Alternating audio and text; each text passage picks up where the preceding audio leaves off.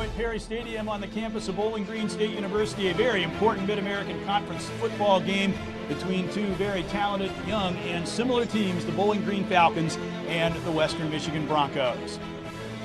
I'm Greg Franke along with Coach Tom Cole for this matchup here today. Bowling Green really controls their own destiny, coming in with a 3-0 MAC record. Western Michigan, except for a missed extra point in overtime against Toledo, they too could be undefeated in the MAC. Well, Bowling Green playing well offensively. The defense is picking it up, so that's good. Western is a very good club. They have a plethora of weapons. We mentioned that Western could be undefeated if not for a missed extra point against Toledo. They could also be winless, except for a big comeback. They were down 31-14 at halftime against Ball State last week, roared back with their powerful offense for a 42-38 win. Well, their fine quarterback, sophomore Zach Terrell, almost 15 yards per completion, which is incredible. Peyton Manning is 9. A lot of big play people, and especially in the running game. Jarvion Franklin, he's a hammer. 6'2", 220, can run the inside zone, can run it outside. He's a truckster. People don't want to tackle him. He's big, he's strong, and he's aggressive. Absolutely, and he leads the nation in rushing touchdowns. Only a true freshman, and they have many very talented young players on this Western team, one of the best recruiting classes the MAC's ever had. On the Bowling Green side, they're going to have to contend with all those offensive weapons, but their defense made a big step forward against Ohio last week. Well, you're right, Greg. It's the Falcon rubber band defense. They bend and bend, but they don't break, and what they're doing is keeping people out of the end zone. They'll give up a 3 because their offense will go get a 7. That's how good they are. So it's a bend but don't break defense. One of the big reasons that the Falcon defense has really gotten a lot stronger of late has been the reemergence of Gabe Martin, who is a 2-time All-Mid-American Conference selection. He missed the last half of last season with injury. He's back, and he is showing his All-MAC form. Second in the team on tackles with 58. He's got 6 tackles for loss, which leads the team. Also a couple of sacks. So Gabe, number 11, is a difference maker. You see there the numbers. The Falcons did not allow many points. They did allow a lot of yardage, but they held Ohio to just under 5 yards per play, and shows that really they, as you said, they bend but they don't break. And now for more on this game, let's go down to the sidelines to our third member of our broadcast team, Rick Poehler. Hey, thanks, Greg. You know, to emphasize that even more, that defense last week, 46 plays they held Ohio U to 0 or negative yardage. Bowling Green also leads the MAC with 14 turnovers, and they also lead the MAC in fumble recoveries with 10, which is also number 2 in the nation. So the Falcons are more than just Falcon fast. Back to you guys. Question about it. They're turning Falcon tough, too, and that's a really key point, Tom, with the turnovers, because when you're going to give up yardage, if you can stop teams by making one big play, that's going to go a long way towards helping you win. There is a look at the all-time series. The Falcons leading Western significantly, although Western beat Bowling Green in the last meeting, and in fact, they have had good success in recent years against the Falcons. But for a team like Bowling Green, creating those turnovers is really huge. Well, I think it is a philosophy when you have a great offense, as Bowling Green does. You figure that if you can keep the other team out of the end zone or just give up 3s, that, you know, the offense will go get 7 and you're going to win the ball game. So, you know, the amount of yardage they give up hasn't been that impactful to the Falcons, but getting turnovers, keeping them out of the end zone has been a difference maker. See there, stationed back deep for the Falcons. It's Brandon English. We'll talk about this more when Joe Davidson, the punter, comes on, but another big key in that Ohio game is Ohio was constantly stranded inside their own 20-yard line. Bowling Green would give up 60 yards on a drive, but penalties, a turnover, would end the drive with no points allowed. Well, football on any level, pro, college, or high school, is about scoring touchdowns. And if you don't score touchdowns, you're not going to have a good season. So the Falcons, you get a good look at their brilliant young coach, Coach Babers. He knows how to score touchdowns. So he's pretty confident in the amount of points they'll put on the board every day. Now they're starting to show that his team knows how to stop them. P.J. Fleck, second year, he is charged with turning this Western program around. Second leading receiver in a season in Northern Illinois history. He was a vital cog on the NIU team that was 10th in the country back in 2003. And that kick is right through the end zone, a touchback, and the Falcons will start things. They scored on their first drive against Ohio. After that, their offense wasn't as effective, but they built up a lead and their defense protected it. Well, hey, other teams scout you too. I mean, they look at the film and they kind of check out what Falcon Fast is, and they try to take away the first option or the second option, and you have to continue to develop other threats, which Coach Babers is plenty smart enough to do that. But they started with a drive, 78 yards, right at the beginning of that Ohio game. Then a turnover led to another touchdown. They led 14-0, 2.5 minutes in. James Knapke continues as the Falcons starting quarterback, and still very impressive numbers. Hand off on the first play from scrimmage, and it's the first big play.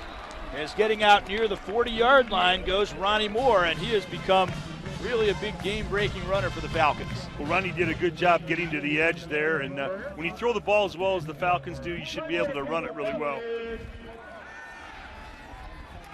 Knapke forced to run it himself. All kinds of running room, and he goes ahead and slides to the turf at the 46. Falcons starters, and their offensive line has been doing a job both in terms of pass protection and rushing, although they were limited in their rushing effectiveness last week. Travis Green had 2 big touchdowns, even though he was held down in terms of numbers. Ronnie Moore become a big game breaker, and Roger Lewis, who just caught that pass, he had 6 catches for 100 yards last week, and he's become their go-to receiver. Well, Roger just went down with a sit-down hitch, went down 4 yards, turned quick shoulder inside, and they gave him the ball.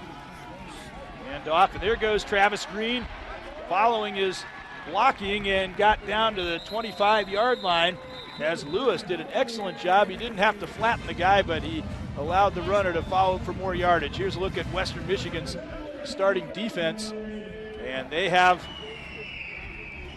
a number of players with very, very good credentials, but a number of guys, too, who just stepped up and made big plays to help preserve that Ball State win. See a tackle in the backfield as Travis Green was unable to get going, stopped at the 25. And perhaps the main defender for the Western Michigan Broncos is Daniel Seliskar, who is on the Jim Thorpe watch list for the nation's top defensive back. And they get to the 28 or the 18-yard line inside the 20 as the Falcons' Heath Jackson gets them into the red zone. Well, they're playing quick. It's lining up and go. It was an inside bubble screen. It was blocked pretty well, but also tackled well on the outside. Same play again. Great move by Jackson. Second man, that's Seliskar we just talked about, pushed him out. Let's take another look now at the starting defense for the Western Michigan Broncos.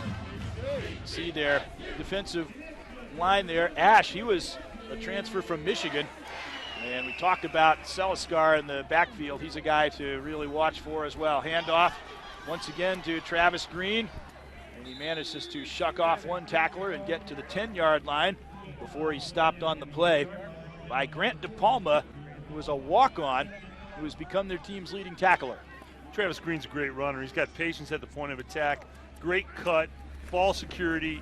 He can run the football.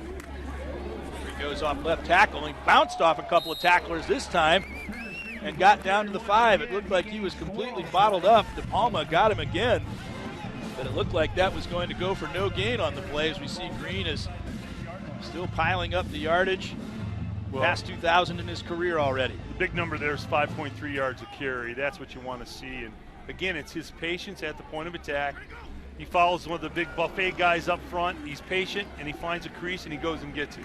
This time, finally, it looked like he was stopped at the line, and he was stopped at the line as Trevor Ishmael stepped up to make the play. Well, the shotgun snap was high. That throws the whole rhythm of the Falcon Fast off.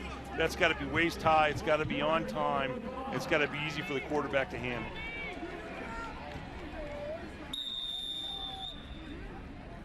It was enough to get the first down, even though it was very little. Green, oh, he got rocked this time by Ishmael again. Got a couple of yards on the play, make it 2nd and goal from the 3. That was DePalma on the stop we talked about. Anytime you have a walk-on become such a staple of your defense, that's big. Falcon red zone offense has been very effective. They get now down to the 2-yard line. 3rd and goal from the 2. Well, Travis runs bigger than he is. Again, we talked about his patience at the point of attack. Down on the goal line, it gets tougher in there because everything constricts. a little tougher to find seams, a little tougher to throw the ball. So, the red zone offense, that's why it's so important. If you're going to be a good team, you got to score touchdowns and not field goals. Saw their third down conversion number. Hand off, twisting his way toward the end zone. Falcons are saying it's a score by Andre Gibbons, and the officials agree. And for the second week in a row, the Falcons, a big drive on their opening possession to take the lead. Well, this is a truckster run. What they do is a great camera shot there.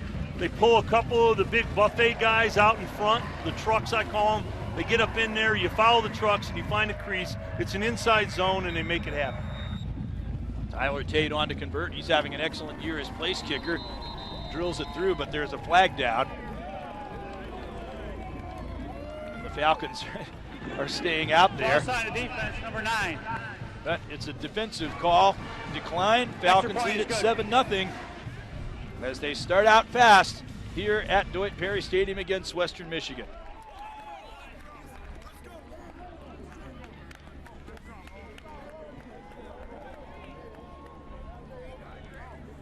So 7-0, a great opening drive for the Falcons. And for the second week in a row, they really get off on the right foot. Well, we talk Falcon fast all the time. That was fast, that drive. They had the right pace that Coach Babers wants. It's line up, let's go, let's go, let's go. And I felt like they caught Western, they were sucking gas a little bit. They couldn't get lined up. It did appear that they really weren't acclimated to that tempo. They when you're playing that fast, it is tough to keep lining up and try to make plays defensively.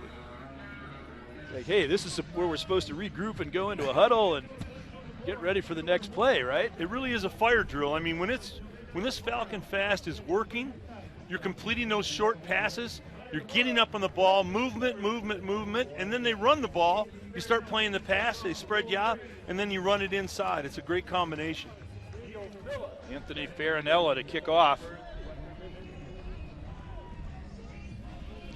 Last week, the Falcons with an early drive against Ohio, and then their defense, as we said, forced a fumble.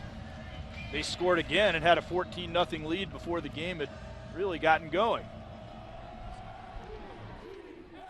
This is a short kickoff, somewhat held up by a crosswind, and it bounces forward to the 20. Snatched up, run back over the 30-yard line. Not a bad return effort there by Darion Chance. That's where Western Michigan will set up shop.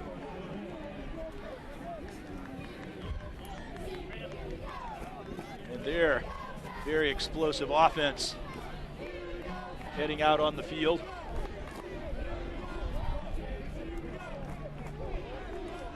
See if the Falcons can pick up where they left off defensively.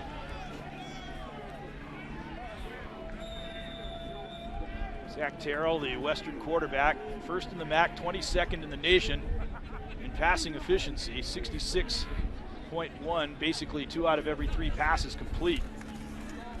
Fakes the flare, keeps the ball, not known for his running ability. That's what the sports information director for Western told us before the game. He'd pick up his 7 and slide, and that's what he did there. That drives me nuts when people on the periphery of football talk about he's not a great runner.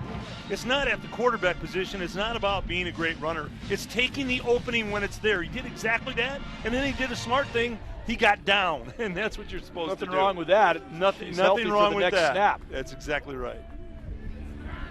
Single setback. Play action. Looking downfield, complete. Just past midfield.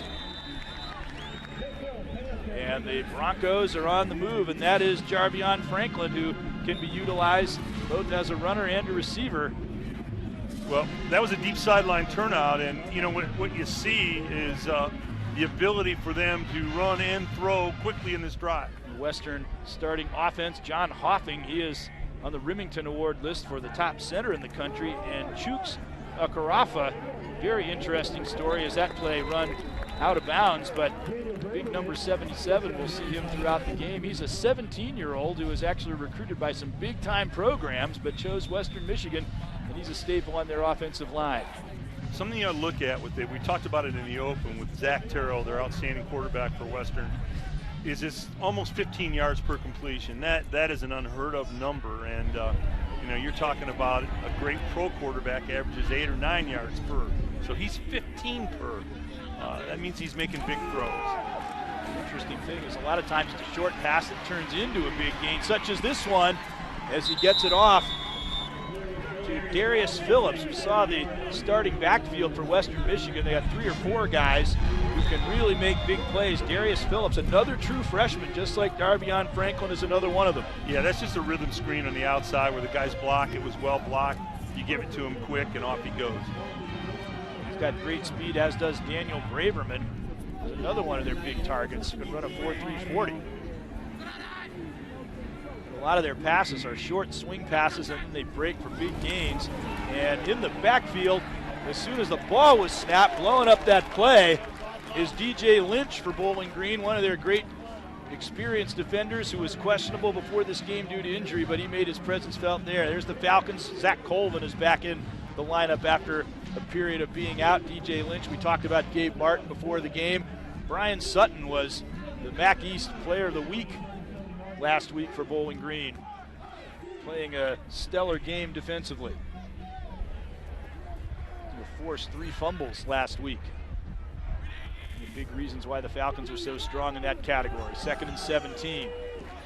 Pass zipped out to the right flat, and again, here they go, trying to make a big gain out of a short pass, and Corey Davis, who broke a short pass for a 75-yard touchdown last week, got to the 25. You know, every 10 years the NFL modernizes stats, and I think someday in the college game they're going to modernize passing stats. All these quick screens that everybody runs, those are running plays. Those really are not pass plays. They're actually running plays, and someday I think they'll look at that a little differently. Yeah, then Terrell's stats maybe not be well, as but impressive. he hit the long turnout on the sideline to Franklin, so we'll see. 3rd and 7 from the 27. Handoff delayed, and another good profit there on that play by Fabian Johnson as he drives his way down to the Falcon 15, and Western answering in kind with a impressive drive of their own here. Well, there are so many skilled people playing college football today, and that's because so many offenses run the spread in high school, and they come to the colleges with these skills, and it accelerates the learning process.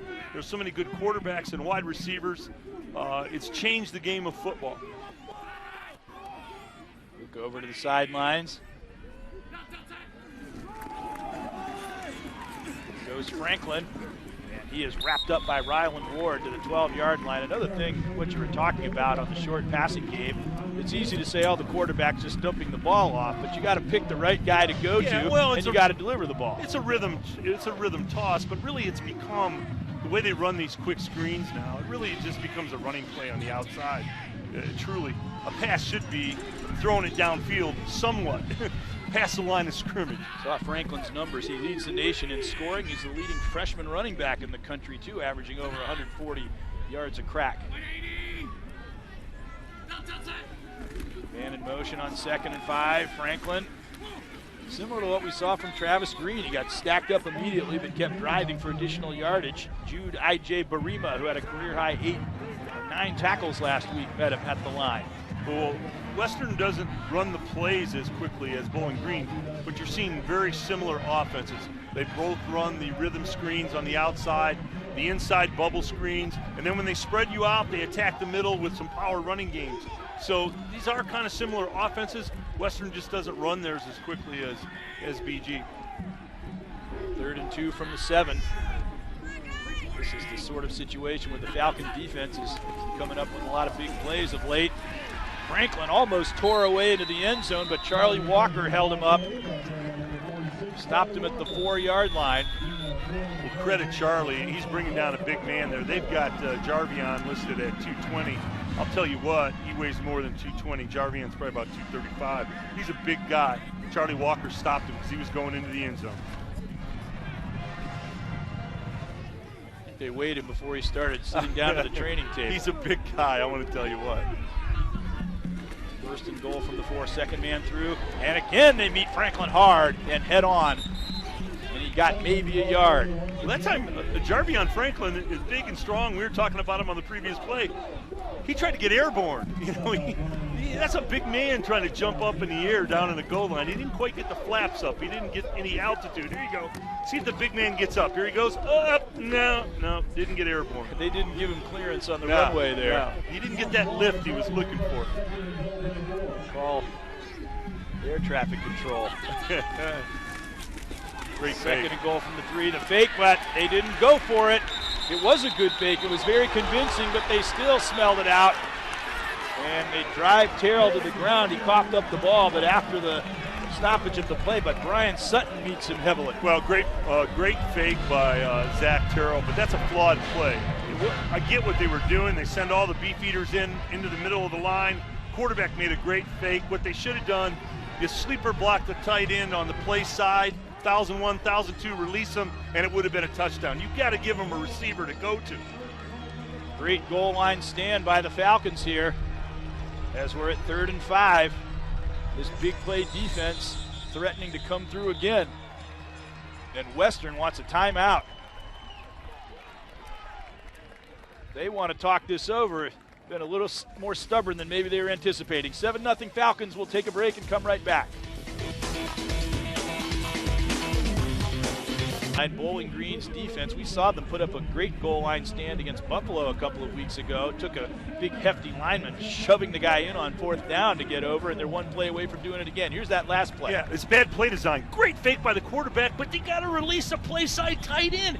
He made the fake. The Falcons attacked him. All he would have had to do is dump it over the top. He'd have been standing by himself. That's a great fake, but a bad play design. Make the great fake, and you expect to have got green in nobody front to of you. go to. Instead, you got orange in front of But you. you got to give the quarterback one option to throw the football. Now let's see what Western could come up with on the timeout. Very critical. It would be a tremendous lift for Bowling Green and a real blow to Western if they fail to get points out of what has been a very impressive drive. So similar to what we saw last week with the Falcons against Ohio.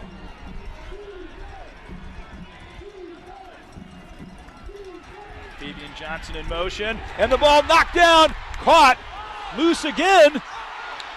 Bareem almost had it. Western finally came up with it. What a play. It finally ends up out of bounds. That would have been on highlights all over the country if he'd have gone in and scored. Well, they called a timeout to get this play. Sprint out left, 2 people in the pattern. Great defensive play. You bat it up in the air. Great job stripping it. Then you pick it up. A Bowling Green guy strips it away from his guy, catches it again. I still see that's a highlight play across the country. That's a pretty good play. Great camera shot by our guys. Taylor Moten, the defensive lineman, had it. They knocked it out of his hand. Daniel Braverman caught it. That still might make the top 10 plays. You know, you call a timeout to get that play. I'm saying there's You think they drew that up? I'm saying there's a better one in the playbook someplace than that one. It's time to pull out the razzle-dazzle. No, that wasn't a good one. Field goal attempt is up, and it is good. So Western salvages 3 out of the drive on a kick by Andrew Haldeman. 7-3 Bowling Green, 3:36 to go, first quarter.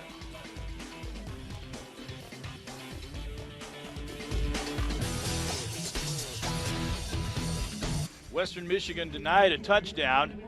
Cuts the score to 7-3, but they almost got it on one of the wackiest plays you'll ever see in your life. Let's reconstruct it here as we try to figure out what happened. Yeah, well, they ran a sprint out left, the levels pattern. Now watch this. He's going to the second guy, gets batted up in the air, batted again, stripped, up in the air, batted again, set, spike.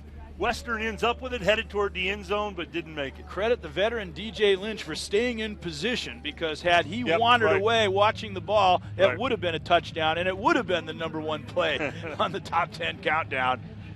So it got batted to an offensive lineman, knocked out of the offensive lineman's hands, almost intercepted, knocked away from the defender to the receiver. He almost scored. Still a nice drive by Western, but what did you say before the game? The Falcon defense trading 3s for 7s. That's what their formula is, Greg. They want to, you get the 3, they know they're going to get the 7. And Coach Babers, you know, he was asked about that one time. He said, "Can you do math?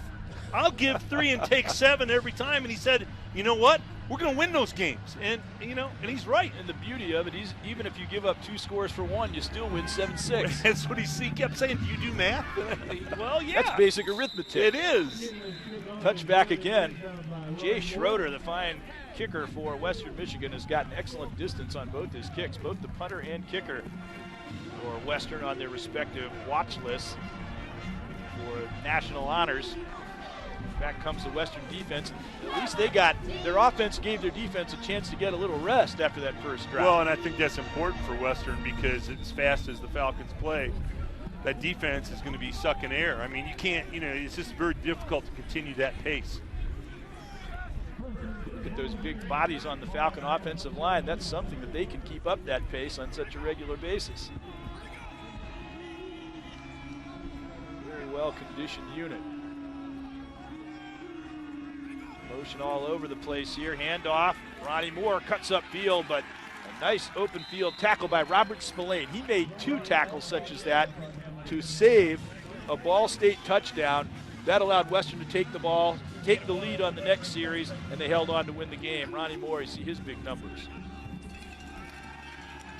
Napke setting up a screen, but they just decided to throw the ball right into the ground. Well, James did a good job there. What they did is they were running a middle screen, and what the Western Michigan defense did is they grabbed the running back who was supposed to catch the screen, and all James had were the buffet guys up front. So he just threw it down on the ground, and that was it. That's a good idea. Cover the receiver. Well, yeah, that's what you do. That's exactly what you do.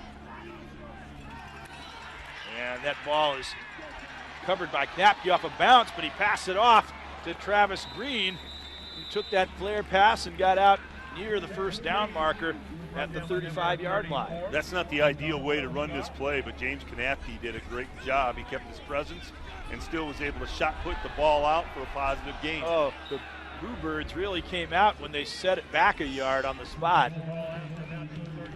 Some of the fans thought he should have been awarded the first down. Instead, it's 4th and 1. But they're up to the line of scrimmage here. So they're ready to go for it. Taking a long look over there. Say, Mike, you sure we want to do this? On their own 34. Well, Timeout. The only thing is sometimes you run a freeze play where you don't go, but I've called freeze plays in the huddle where, somebody goes. One of the big buffet guys up front, they go. You go in the huddle. Here's what the freeze play is. You go in the huddle, you go trips right, split, no play on nothing. So, and then you get up the line and it's, red, right, razor, hut. One of the big buffet guys goes. And then you'd say to him, what were you thinking? There's no play. And the answer was? Nothing. They just look at you. They give you the look, the lineman look, and that's pretty much it. Here's Joe Davidson, the punter from close by Findlay, Ohio. 4 punts downed inside the 20, including one on the 7, one on the 4, and one on the 1. Making Ohio constantly deal with a long field. I don't think he's going to get it quite that deep this time. Still a good punt, and fielded on the 35-yard line by Braverman, and that's where Western will take over. Let's take a break. Falcons lead 7-3. Bowling Green leading Western Michigan by a score of 7-3 here in the first quarter. 2:08 remaining. And a reminder that BCSN is going from your home to your home screen with the Watch BCSN app. Just download the app, and in moments you'll be streaming BCSN live sports directly to your smartphone or tablet. Watch BCSN is free for all Buckeye cable system subscribers. 1st and 10 from the 36 for the Broncos. Still have an opportunity to possibly take the lead here if they can score on this drive. Well, they've proven they have a really nice offense, a good offensive line, excellent quarterback, a hammer in the backfield with Franklin. It's a good offensive club.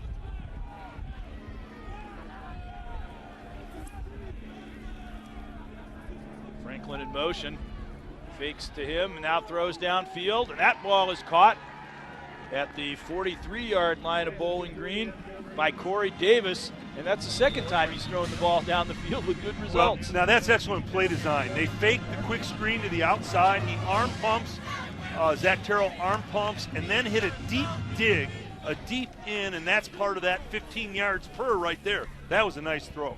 3 touchdown passes last week against Ball State and helping orchestrate that second half comeback. Which they outscored Ball State 28-7. Nothing there as Gabe Martin is right on hand to throw back Jarvion Franklin. Gabe, it's good to see Gabe is getting back to his form. You know, that ACL injury for a linebacker is so difficult because of the angles that you move, and he's starting to make big plays and becoming that dominant player he can be in the defense. 2nd and 11 from the 45 of the Falcons. Once again, Corey Davis, he is a game-breaking runner.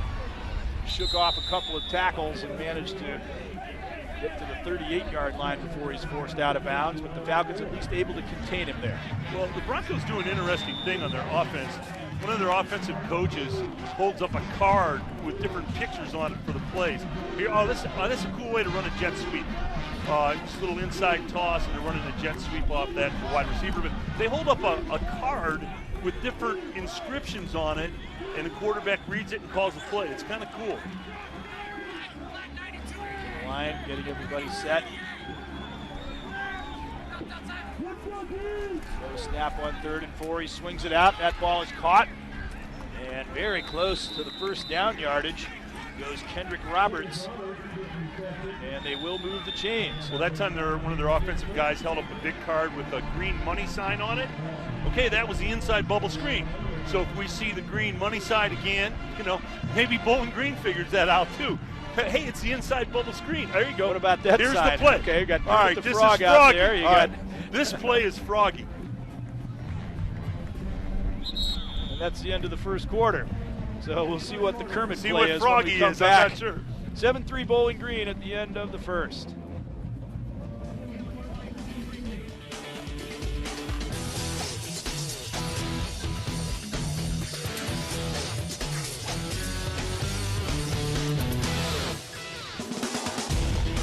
Move again as we start the second quarter, and let's go back down to the sidelines to Rick Poland. Well, thanks, Greg. You know, the weather's really getting blustery down here. There's a very strong wind blowing out of the north, so the Bowling Green will have the wind at their back. Rain's starting to spit a little bit, too, so we'll see what they can do here with the wind in this second quarter. Back to you. All right. Hope Rick's got his rain gear down there just in case. You know, I'm intrigued with their cards. Western Michigan holds up these cards with money signs on them and Froggy, Kermit the Frog, and the quarterback has to, obviously there's a couple of sign indicators, but you got to look over and you see, hey, we're running the Kermit play, or no, we're running the money play, or we're running the, that's kind of cool. I thought on that last card, the play on the lower right looked very interesting. Ball on the 34. Fans at the Deutsch dive. Getting into things here. 90 to 84, very close in total yardage in the first quarter. Here we go, 1st and 10 from the 34. Braverman in motion.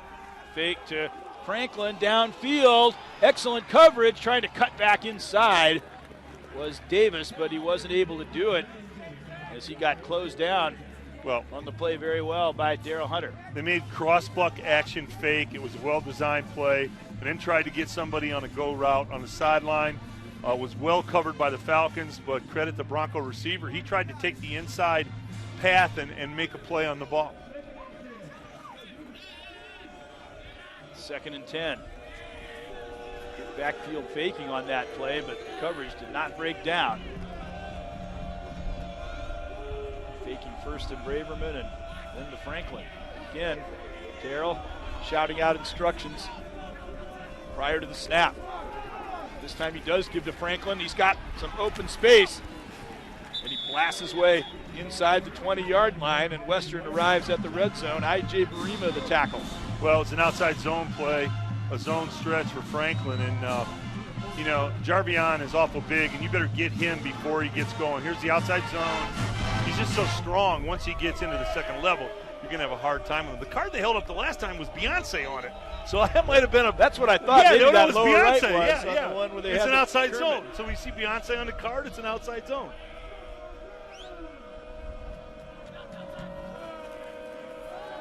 goes Franklin again. Met hard by Ryland Ward at the 16-yard line, and that was quite a collision.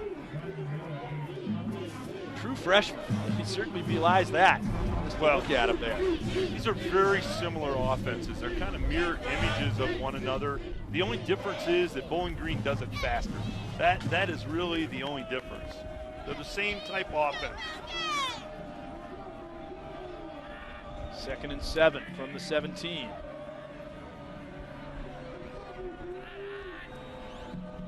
Just Franklin in the backfield, aside Terrell. He gets the handoff. Falcons turn him back inside and run him down at the 11-yard line. Gang tackled there. Charlie Walker was the ringleader. Great job by the Falcons keeping contained on the outside. This really isn't Jarvion's forte, is running across the field. He's a north-south square shoulder runner. But credit the Falcons. They stayed home. Did a good job. 3rd and 2 from the 12. See if the Falcon defense can come up with another big stop or if Western can puncture them this time.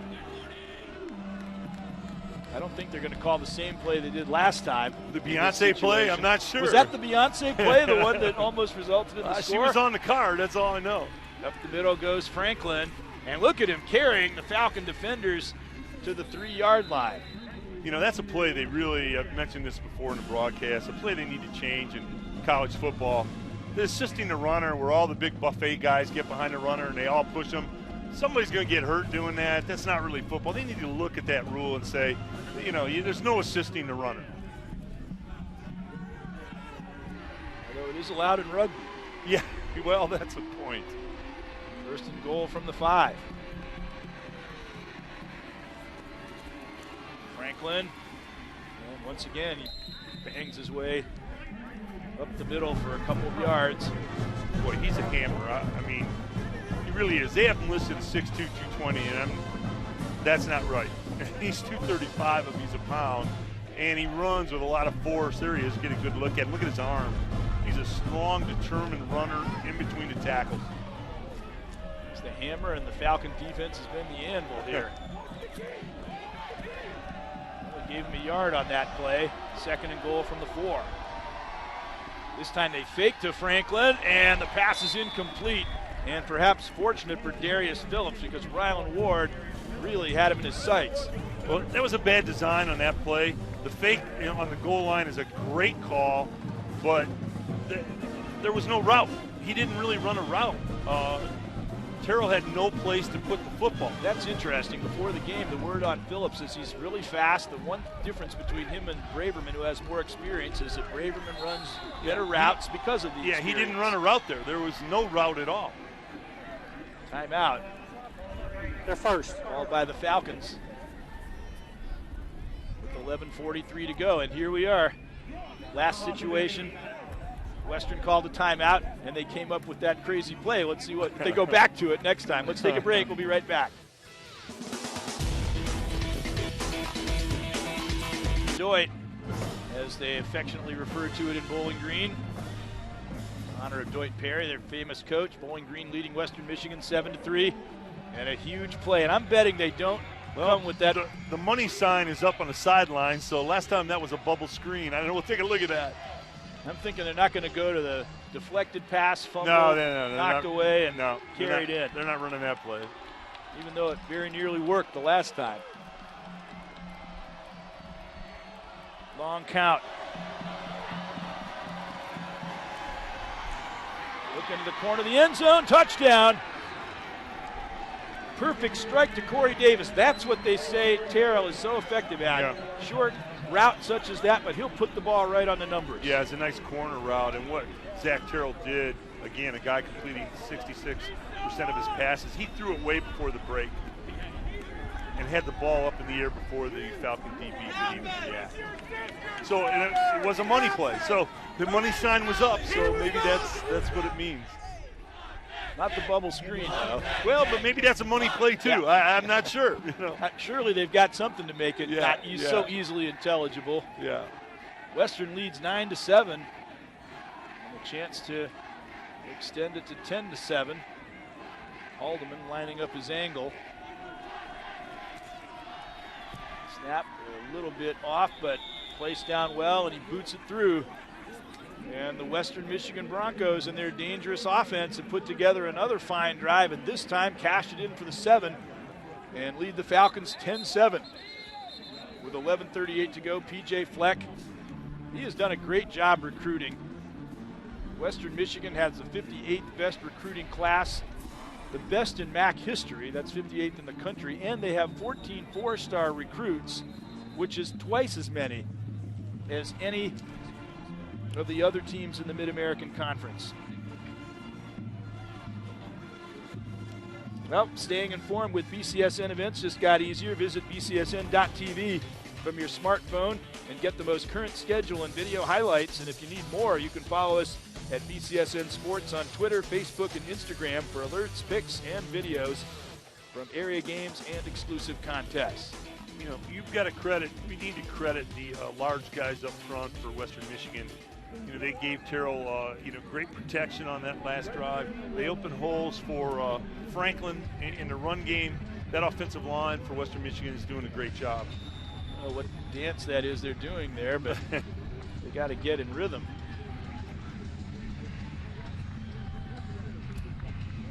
Not much synchronization there. Now they fan out and we're ready to go.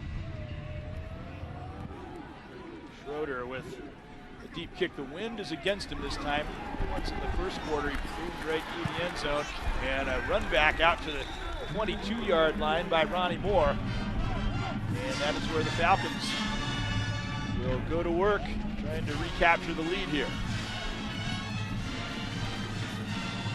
12 plays, 64 yards, 5.5 minutes. We had two very, very effective drives, long drives early in this game. Yeah, these two teams are kind of mirror image of each other. Both defenses give up a lot of yardage. The offenses score a lot of points. Both offenses have great quarterbacks.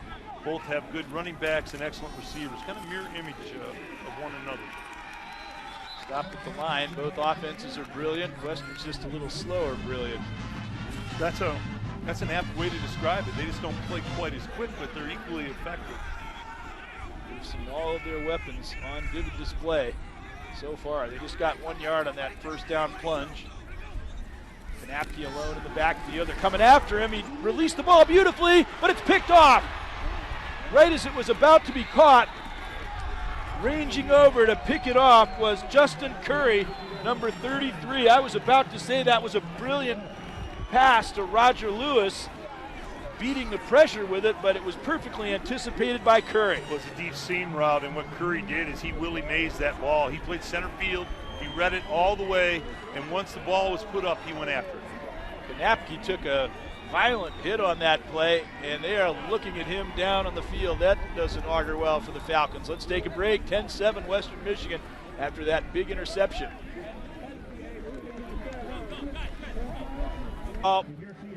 Knapke taking this big hit, and then the activity downfield with the interception. He got drilled, and then you see here the ball was almost in Lewis's hands before it was picked off. Well, they ran a deep middle seam, but Curry, for Western, he baited him into the throw. He hung back, he saw the deep seam, he wanted Knapke to throw it, and as soon as he threw it, he became Willie Mays, played center field, and literally just went and got the ball. Safeties will do that. They'll make the receiver look open, bait you into throwing it, and then they go close on the route. Knapke didn't have a chance to notice that because he had no time. He had to get rid of it. That's exactly right. That's a great observation. He had to get rid of it. Very quick release that he made. Well, and he's brave to stand in there and take the shot and still throw the ball. Most guys would fall off their back foot throwing it, He stepped into the throw. They attended to him, then he was able to get up off the field. Try to check on his condition. A double reverse. Braverman, very quick, but they don't give him any room to run as he's bumped out of bounds by I.J. Barima. Falcon defense has done a great job today on any misdirection plays of staying home, protecting their edge and staying home.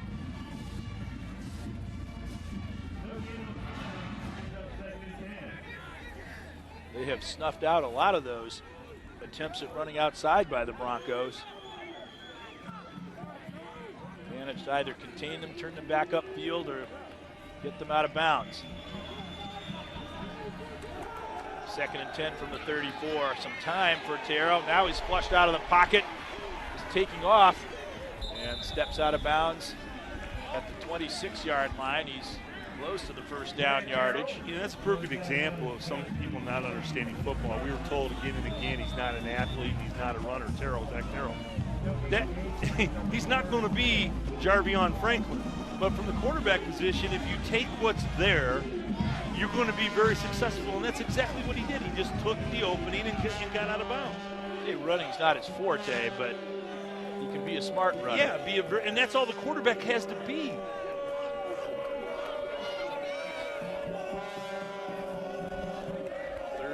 Braverman in motion again. Hand off to Franklin. It's tough to stop when you only need a couple of yards.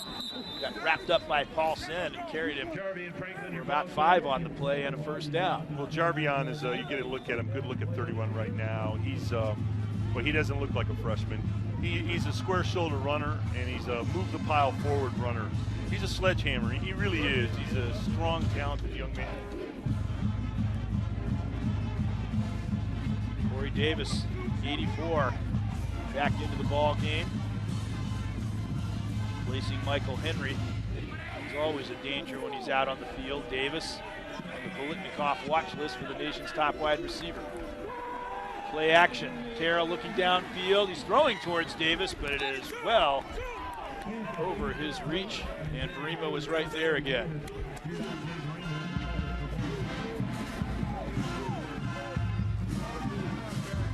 They ran a little 15-13 sideline where you run down to the chain, you try to move the DB off of you and break it to the outside, but it was great coverage by the Falcons. There was nothing there, and Terrell threw it away. Terrell having another very efficient day, 9 of 12, 74 yards. Very typical day for him. Franklin up the middle. Again, every time you hit him, he takes you for a 3-yard ride.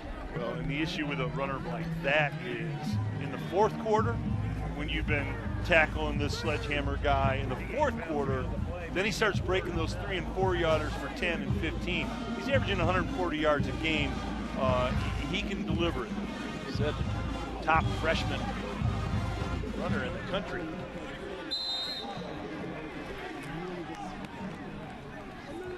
Third and 7 and a timeout called by Bowling Green.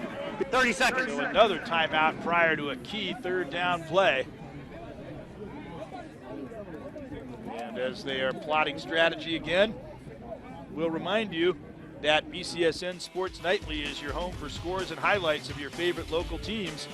Join Ken Watlington and Eric Haubert each weeknight at 10:30 as they recap the night's action.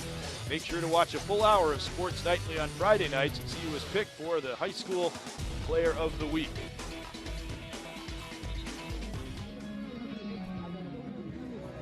So here we go again. Last time Western had that 3rd and goal, they came up with that fade route to the corner for the score. Well, I'm looking to see what card they hold up. Oh, no, it was the money card. There it is. The money card's on the sideline, so, and that was the fade the last time. $4 signs. Yeah. There it is. That's the play they're going to run.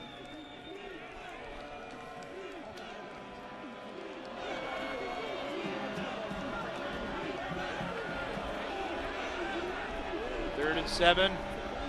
The pass knocked down at the line of scrimmage. And this time it did not go to a Western player to start the pinball effect. The Falcons hold him. It wasn't a money play. Yeah, good tip on the pass. Broke the rhythm up. There was nothing. That's a great job. You know, if you're one of the down linemen and you cannot get to the quarterback, put the big paws up and tip it, knock it down. That's a great play. Sure was. And it will force Western into a 35-yard field goal attempt by Haldeman. And the kick is up and good. But the Falcons force them to settle for 3 again, and they keep it a 1-possession game. But Western has scored the last 13 points. And it is 13-7 with 8:29 remaining to play in the first half. So I guess both teams can take something positive out of that development. Well, what you're seeing at Western, you get a good look at some of their guys on the sideline, the buffet guys, the linemen. They are opening holes for Franklin. He's a hammer. The quarterback, Zach Terrell, is as advertised. He's extremely accurate. This is a good football team. Oh, yeah, I'm ready. Yeah. So 13-7 Western. And Falcon offense, which was effective early, they're going to have to try to get back their momentum. Let's go down quickly to Rick Poland. Hey, Greg, was watching them tend to Kanapke on the bench. He was really, really woozy. They checked his ribs. It looks like the right side is really bothering him. He has a little bit of trouble throwing the football when he loosened up on the sidelines. Not a whole lot of zip, and he's moving a little slow, so we'll see what happens when he goes out there in this offensive series. Back to you. That could be a very major situation to monitor. Well, that's a good report by Rick, the quarterback. If your ribs are hurting, the problem comes in halftime when you go in and sit down, and then it really gets sore and stiff. Or fielded at the 25. You really see the effect of the wind. Schroeder's kicks were going deep in the end zone or even out of the end zone in the first quarter. Now they've been fielded on the 10 or 15-yard line.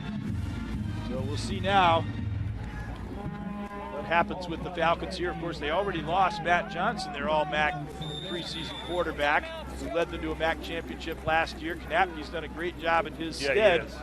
But now Kanapke might be laboring. Well, and he's got rib protectors on, but it doesn't mean you still can't, injure your ribs with a shot. And see how he does. Pump fake, looking downfield, dumps it off to Lewis. They really had him under wraps. Falcons' leading receiver, and he's bumped out at the 30-yard line. They almost sprung him for a big reception on that play, but Curry ranged over and picked it off.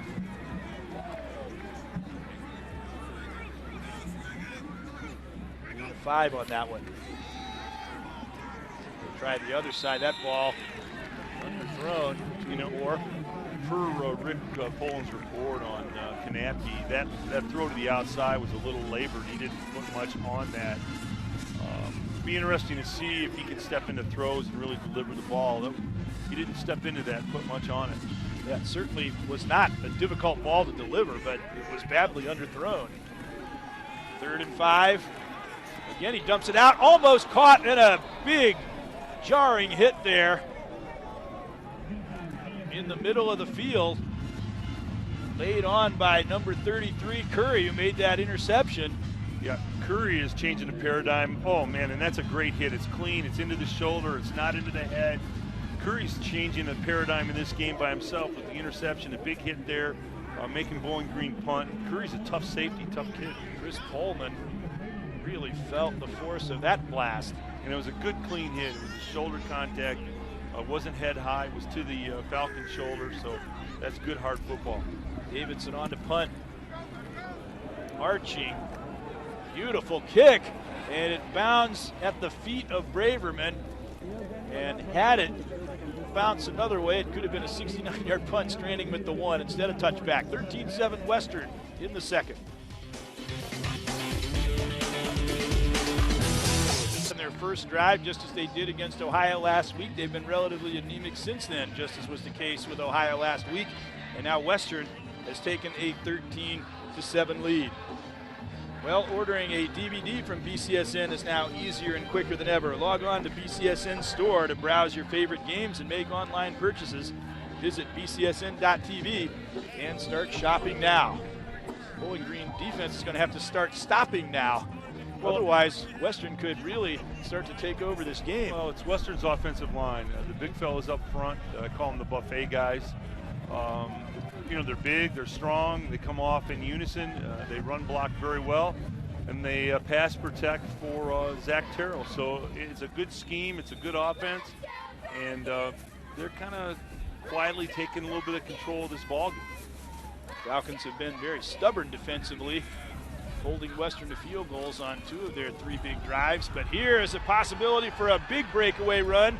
There is Franklin bursting out to the 41, and that's what you said. He breaks him down, and then he might start getting some big ones. Well, this is just a straight smash power play, and, there's nobody home, and you know, you look at those legs and tackling that guy. I'm telling you, putting a shoulder into him. He's a punishing kind of runner, and the longer the game goes, the more difficult it's going to be to bring him down. 1st and 10 from the 41. Western won one game all last season. It was a 1-point win over UMass. They've really turned it around here. There is Franklin getting hit, and they managed to converge on him, stop the play for a minimal gain there. Anytime you're trying to turn a football program around, unless something unusual happens where you pick up an athlete that's just incredible, it's a process. It's a building step. There's no elevator to the top. You take the stairs, and it's one season at a time, and you recruit. As you mentioned, they're a great recruiting class, and you keep getting better and better, and that's what Western's done. The other thing, last year they opened the season with a good performance against Michigan State, losing only 26-13, but they lost 4 key guys to injury in that game, and they never won another game except for that 1-point win over UMass and Franklin for 5 yards. Well, again, you know, he's such a punishing runner. They're going to give him a little break. He just went out. But, boy, as a freshman, again, 6'2", 220, he's bigger than that, and he runs bigger than that, and he causes a problem for defenses. That's an understatement, the way he's been going. 3rd and 6 from the 45. A big play here. A lot of big 3rd down plays with Western on offense. Carroll forced out of the pocket. Can they get to him? No, he releases it. The ball appeared to have been caught, but then was dropped by Kendrick Roberts, so they would have had the 1st down. Well, Zach Terrell made a great play. He gets up into the pocket, buys time, slides out, and he sees the receiver, puts it right on the money, and you've got to catch that ball. He had it cradled in and everything. Yeah, it comes out at the end, but you got to catch that ball. You got to help out your local quarterback. A guy makes a play like that, steps up in the pocket, slides to the left, makes a throw on the run. Outran the pursuit. Yeah, puts it right on the number. You got to catch that football. Sidling off to the right, and then one of those low rugby-style kicks to limit the return, and the ball is snapped up at the 17-yard line by Tyree Stone Davis. And a long field facing the Falcon offense that has been struggling already, and now they face going with a quarterback who might be under wraps a bit here. Well, you know, just to talk about your rugby kick, you mentioned everybody's doing that. The punter runs to a sideline like the rugby kind of play. They narrow down the return. A lot of times they can coffin corner, kick it out of bounds. It's pretty effective. I've seen it, I don't know, a dozen times. I haven't seen one that hasn't been effective yet. Pass caught by Ryan Burbrink, who's been one of the most reliable Falcon receivers over his career. His first catch of this game, and he's out at the 22, a pickup of 5. Well, yeah, Burbank's got great hands, stepped out of bounds there, but Knappe still isn't stepping in throws. He looks like he's laboring a little bit throwing the football. 2nd and 5, pitch to Travis Green. Tight ropes his way along the sidelines. That's going to be a hold. They ran a speed option, and I think they caught one of the Falcon buffet guys on a hold or a receiver holding, but that's going to be a hold. It's been a penalty-free game, I believe, up until this one. It's been great. Holding on the offense, number 1, 10-yard penalty, still 2nd down. Lewis got called there. I really believe that's the first penalty we've had the entire game so far. Yeah, and you got to credit the Stripers on that. That's so great. They allow the flow of the game to continue, and you know, if there's not something at the point of attack, then don't call it. I mean, you know, just don't call it. Let the game have an ebb and flow. And they've been super. At the point of attack or danger. So yeah, right. Either or. Yep, absolutely. 2nd and 15.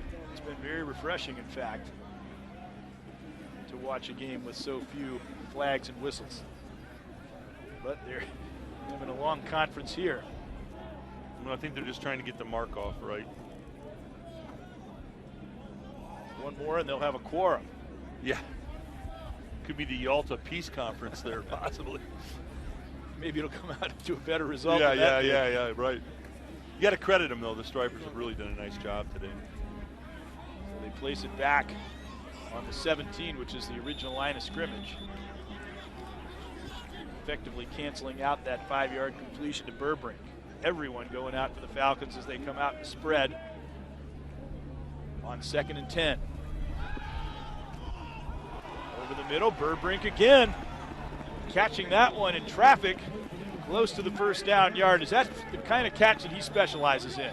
Yeah, that's just a little drive slant, and boy, that was almost knocked down or picked off. Kanapke put it right in there. There goes Travis Green. Now, in that drive slant previously, Kanapke stepped into it and threw it with authority, so maybe he's feeling a little bit better. He stepped into that throw and put something on it. Green got 3. That catch by Burbrink was good for the first down. Good throw. Now they go back to him again, and they've got another first down, and all of a sudden, Ryan Burbrink is coming to the forefront. Yeah, that's just a sit-down hitch by Burbrink. He drives down 5 steps, turns around, and finds the open spot, and Kanapke put it right on him again. Another authoritative throw, so he must be feeling better on this drive because he stepped into those last couple of throws. Again, everyone out. Again, he fires it up the middle. Interference. Is there going to be a flag? The crowd is howling for it, Yeah, it was interference. but there will not be a call. Well, we were just talking about how great it is that they're not throwing flags. Yeah, Falcon fans would have liked to have seen one there. It's a dig route. He's got his hands on him before the ball's there, and he's not getting an opportunity to catch it. Good camera shot by our gang, but that was interference. They missed one. They're human, and it's going to happen. Trevor Ishmael on the coverage. Downfield, long pass. Knocked down. Had it gotten a little bit more on that, it was gone.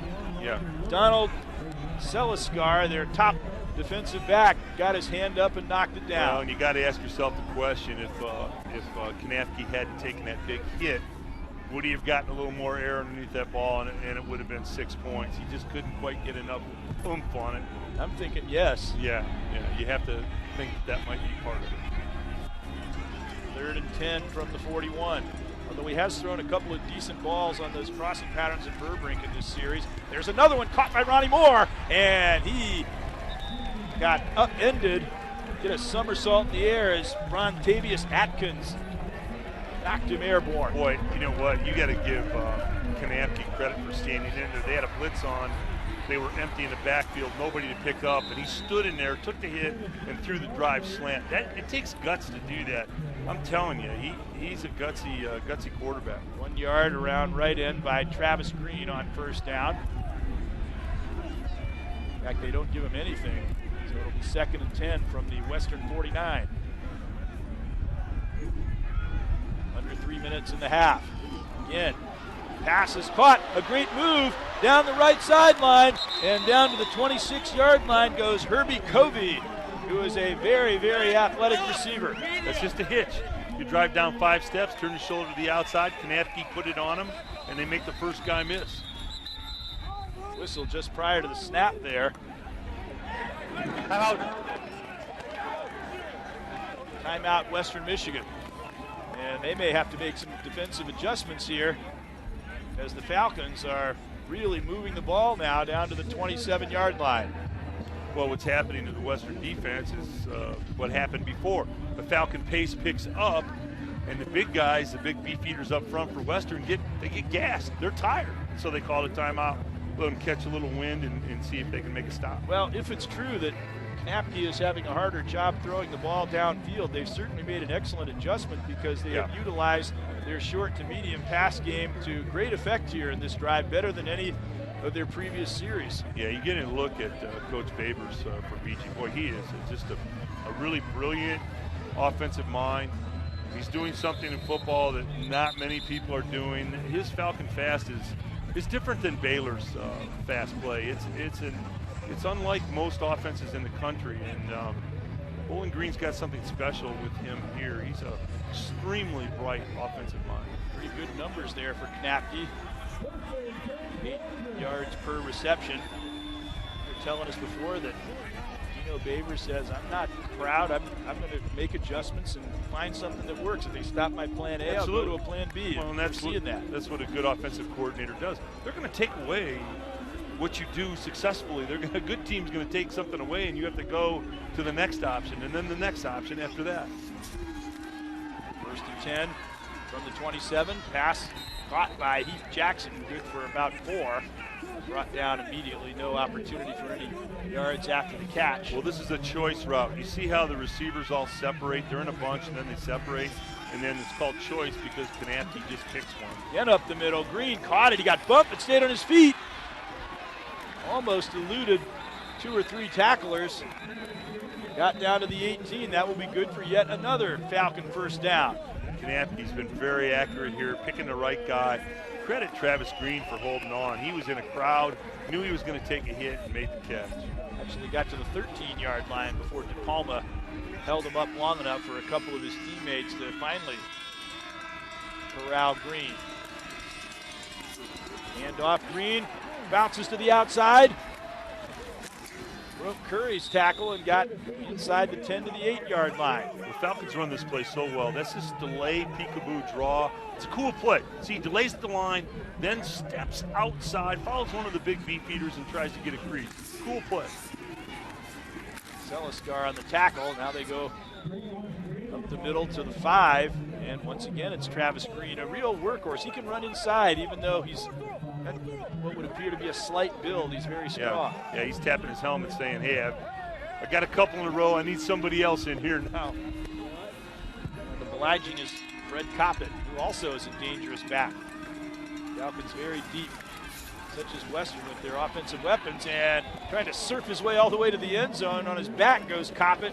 He nearly body surfed his way in. They're going to call him down. He's saying, I never really sat down.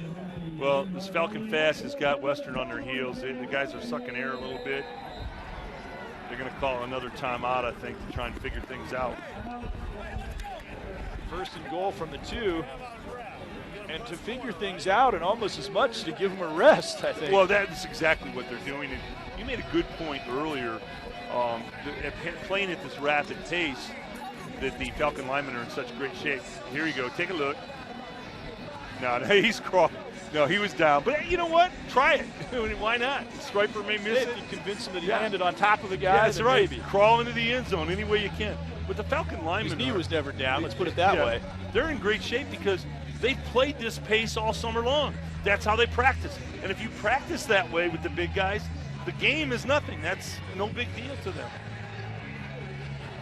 Kind of a up and down Falcon offense. They look great on their first drive. They're AWOL for the last 2 or 3, and now they're back even after Kanapke took that hit and he looked like he was laboring. They've looked outstanding on this drive. Well, I don't think you're ever going to totally stop this Falcon Fast offense. I mean, you can slow it down, which the Broncos have done, but it's a complicated offense. Multiple wides, yet they can gash you with the running play. Quarterback can throw short. If there's one area that you'd look at them and say, Ken Kanapke, you're going to look at the brilliant coach, Coach Babers. Can he consistently push the ball deep? You know, he throws a lot of unders, a lot of quicks, but could he, consistently? What I would do if I was trying to defend these guys, is I'd roll the coverage up and try to take the short stuff away and make him go deep. Well, Western's respite is over, as you heard. They started the play clock. And so they had to hustle back into position. Here we go, first and goal from the 2. Givens, who scored the last time, and a flag flies here before that play really got Legal going. substitution on the defense, 12 minutes. After this, until they go first down. Well, Western says, hey, we can't stop you guys. Let's bring another guy off the sideline. We're going to go with 12. That's a good goal line defense. That's a 12-man goal line stand defense. If you can get away with it. You can get away with it. Lined up, tight eye. Givens screening for the end zone. Made a final thrust there, but the stop forward progress had already been called. It'll be second and goal from the 1. Well, you get a look at it here. This is just an isolation play, and it's closed down by the Broncos. Givens has been known as a breakaway runner, but here they're utilizing him in close to the goal line. He tries to slice off left tackle, and he's across. Touchdown. And the Falcons have a chance to go back on top with the extra point conversion. Well, credit the blocking here. Good kick out on the out. You see the kick out by 42? Oh, he turned him out. That's a great kick out. Wow. Great block on the outside. And now you talk about the importance of the Falcons holding Western to threes instead of sevens on those 2 long drives. The result of that is the Falcons have reclaimed the lead on Tyler Tate's conversion. And they lead Western Michigan 14-13 in what is shaping up as a classic Mid-American Conference encounter.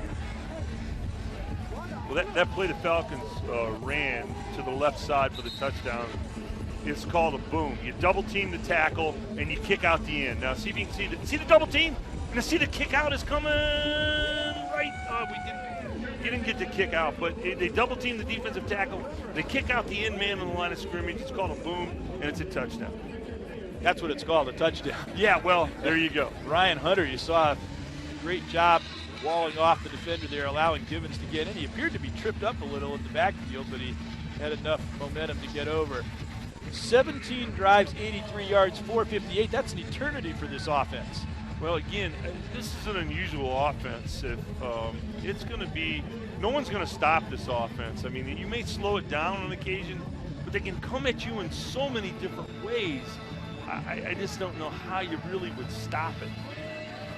This is like shadow boxing going on. These two teams are almost exactly similar to one another. They're very, very similar in everything they do. Quality teams. Long kick, fielded on the 1. Right up the middle. Past the 20, past the 30, and then a fine open field tackle there by Alfonso Mack as he sends Darius Phillips head over heels. Knocked him for a loop. The cheerleaders liking that. Last year's national champion squad. That was one of the veterans from last year's national champs. And there's Terrell's numbers. I think that was Katie Began, if I'm not mistaken. 1st and 10 from the 30.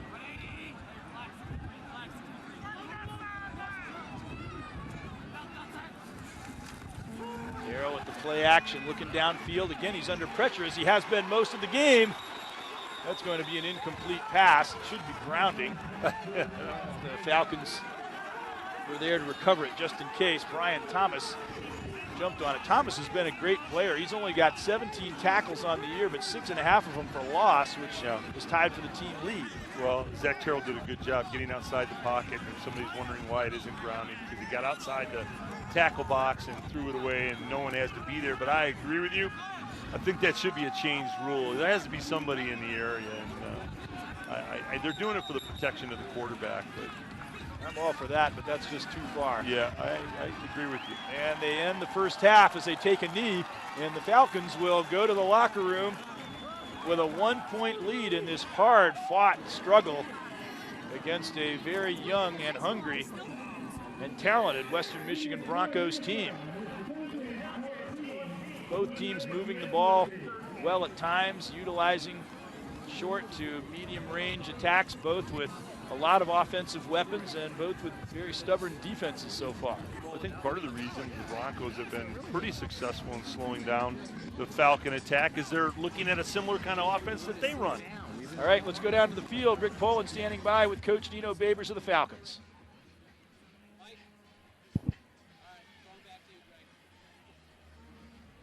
And 14-13, Bowling Green leading the Western Michigan Broncos. Some technical difficulties there. We apologize.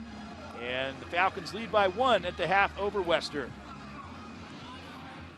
Now, said that the Falcons control their own destiny. Akron's still undefeated, so that game with Ohio is a big one. But Bowling Green with a 3-0 record with the additional game on Akron. And a win here would really solidify their position. Well, you mentioned earlier in the broadcast, it's a pretty neat thing to be the first MAC team bowl eligible. If Bowling Green can win, that's a real incentive. Bit of a surprise with Buffalo dismissing their coach, Jeff Quinn, whom a couple of weeks ago we were talking about what a great job he was doing. Yeah, well, it's a solid club. I didn't know what they're looking at. Toledo 3-0, out to a really good start in the MAC West, and you see Western Michigan is right in the mix of that now. Western lost on a missed extra point in overtime by 1 to Toledo. Had they won that game, you can really see what a logjam they'd have at the top of the MAC West. Yeah, Toledo had to fight for their lives to beat Western Michigan. And they really showed their mettle by being able to do that. Bowling Green will be kicking to Western Michigan to begin the second half of this, what has been a titanic battle so far, and I don't really anticipate it changing. No, I mean, both offenses are doing what they want to do, so there's no adjustment to make on the offensive side, and defensively, both teams have played relatively well, so there's no big adjustments. I guess if you force one out of me, it would be I'm going to go to Franklin just a little bit more. More touches in the second half for the Broncos because he's such a physical guy. You try to take advantage of that wearing effect that you spoke of in the second half.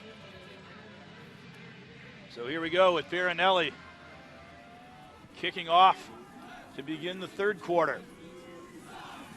Ball caught in the end zone 7 yards deep, but he's undaunted, coming out with it anyway. And a good run back as he got beyond the 30, and it looked for a moment as though Darius Phillips might break away.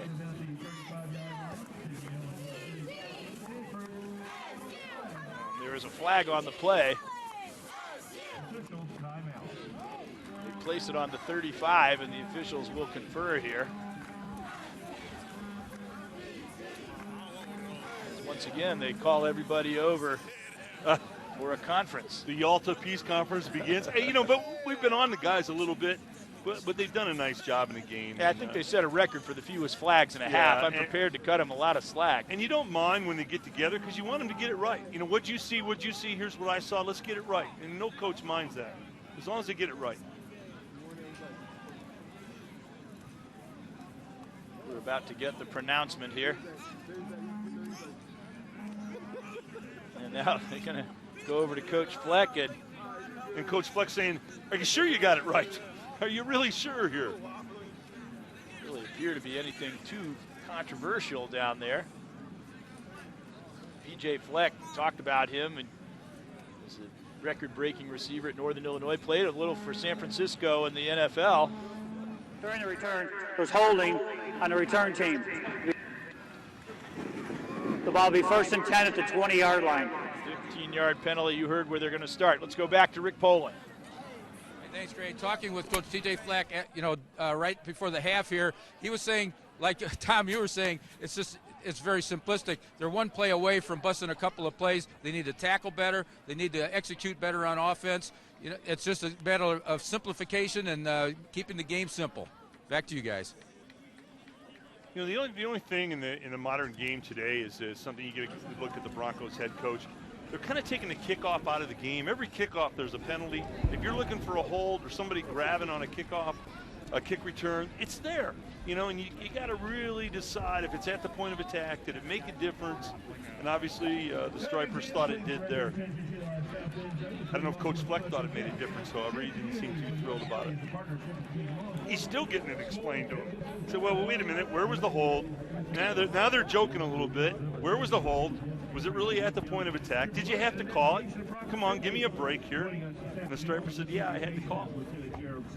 Started his coaching career, P.J. Fleck did, as a grad assistant under Jim Tressel at Ohio State. He's learned from the best. And Joe Novak of Northern Illinois was a great coach. He played under him, went back to work with him as assistant coach. And he's gotten a reputation as a guy who can turn around programs, and he's got a lot of enthusiasm. He has got a lot of energy.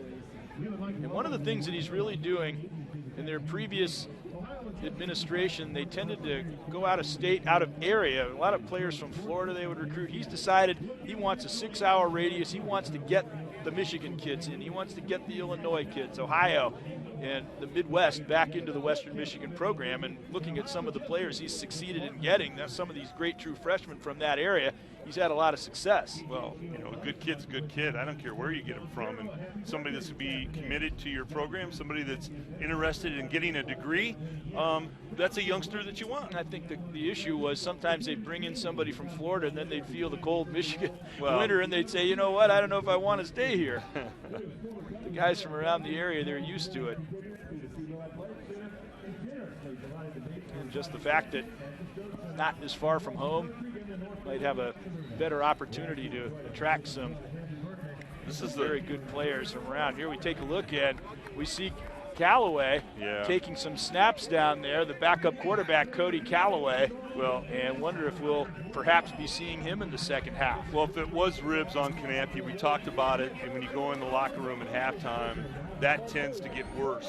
And if that was the case, the backup's taking a couple of snaps, maybe that is what really what happened. Cody Callaway was a great quarterback from nearby Grafton Midview, and really something if he got into the game, going from number 3 on the depth chart to in the front lines. Hopefully Knapke will be all right, but that was quite a shot that he took.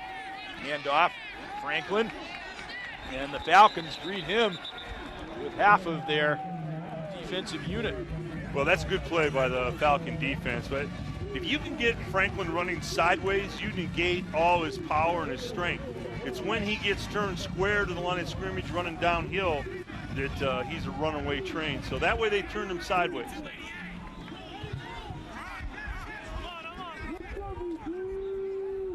Lost 2 on that play.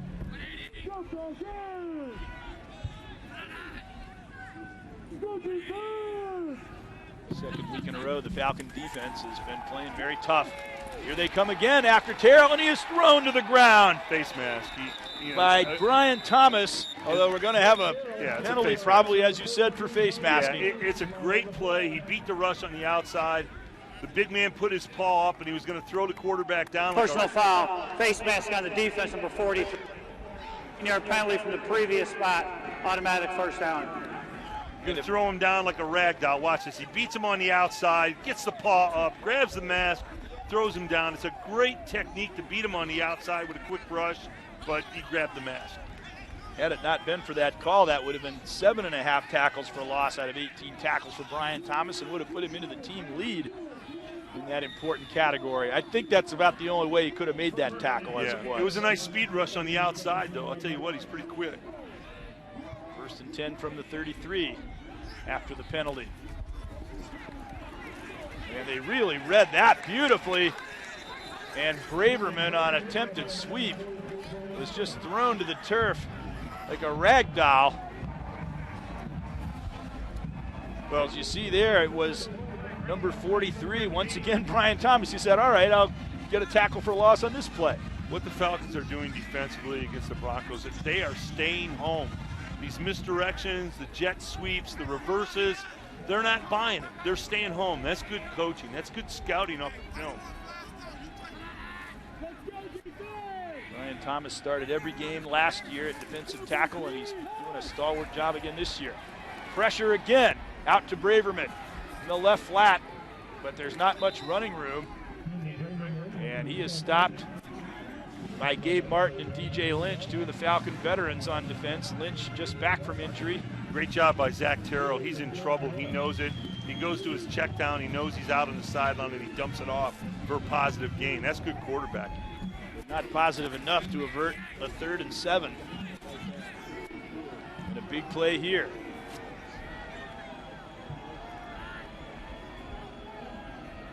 Only Franklin in the backfield with Terrell.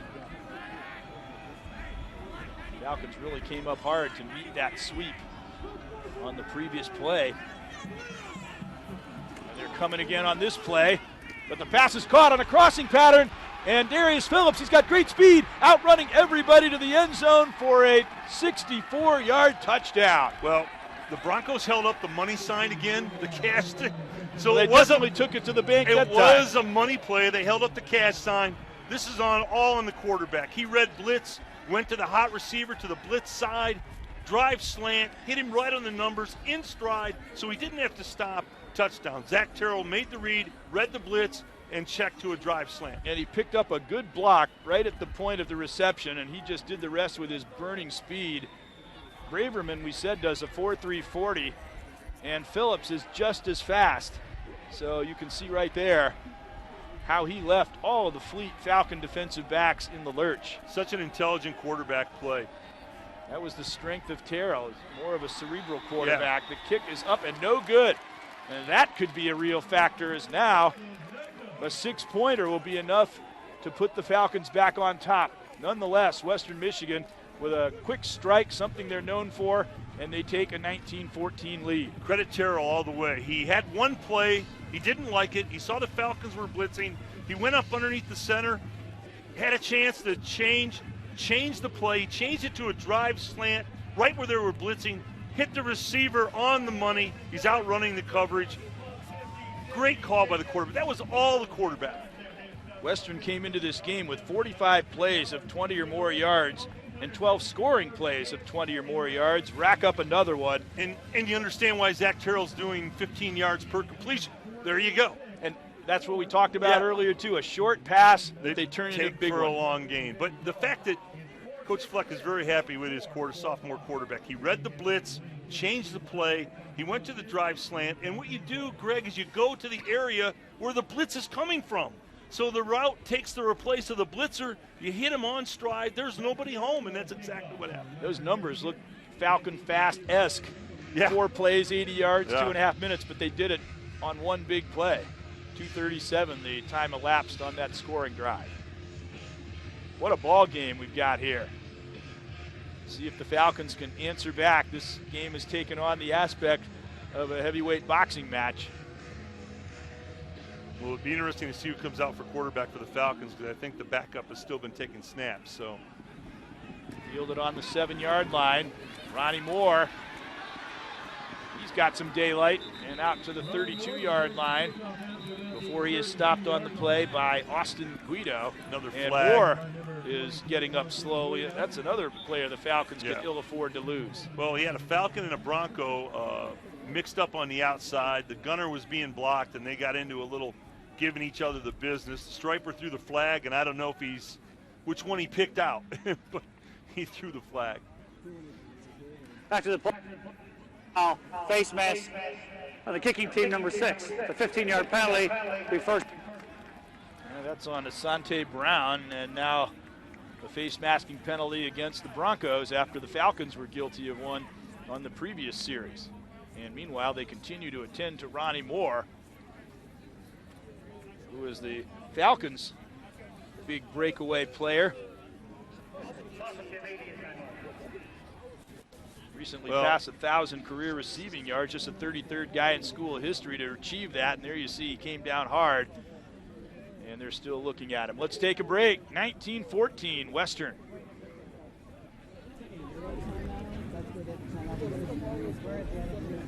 Michigan leading Bowling Green, and the Falcons have had to worry about James Kanapke's health, and now they got to worry about the health of Ronnie Moore. You can't think of two more key players practically that you would have to be anxious about the state of their health. And Dino Babers, he obviously is concerned by that and by the position of his team right now, with Western having gone back ahead. Well, if Kanapke can't go and you go to the backup, it will be the number 3 guy on the depth chart for the Falcons. And Dino Babers said an interesting thing about quarterbacks. You're looking at the great Bronco coach, Fleck, for Western Michigan. He's intense. Look at that. Wow. He's right in his face, boiling. Yeah, he's not happy. But Kanapke's back in there, so I believe he is. He got to be that upset about his team just took the lead. I'm sure he can think of something. Most head coaches are mad about something most times. Right. They can find something. It's not that hard. To the penalty. If the penalty moved it up to the 48-yard line, that might well be it. And the pass hung on to by Burbrink. He's got very, very reliable hands.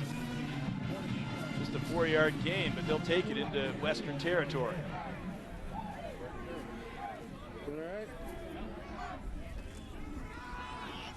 This time it goes to Fred Coppett, and that might be an indication of things, as he is stopped. Often Ronnie Moore might see on the field ahead of Coppett. The two are very, very close competitors for the position, as they're both very dangerous runners. This Falcon Fast offense is like shaving with a dull razor. You get little nicks and cuts, and they kind of bleed you just across the field. It's 5 here, it's 4 there, it's 7 here, it's 5 there. and it's tough to stop. It was 4 here and 1 there. So now they've got 3rd down and substantial yardage to go, and they didn't quite make it on that crossing pattern. As the ball was caught by Tio Redding. He had a big touchdown catch in the Buffalo game 2 weeks ago. Here we go, 4th and 2. They're going for it, a fade route down the left sideline, and incomplete.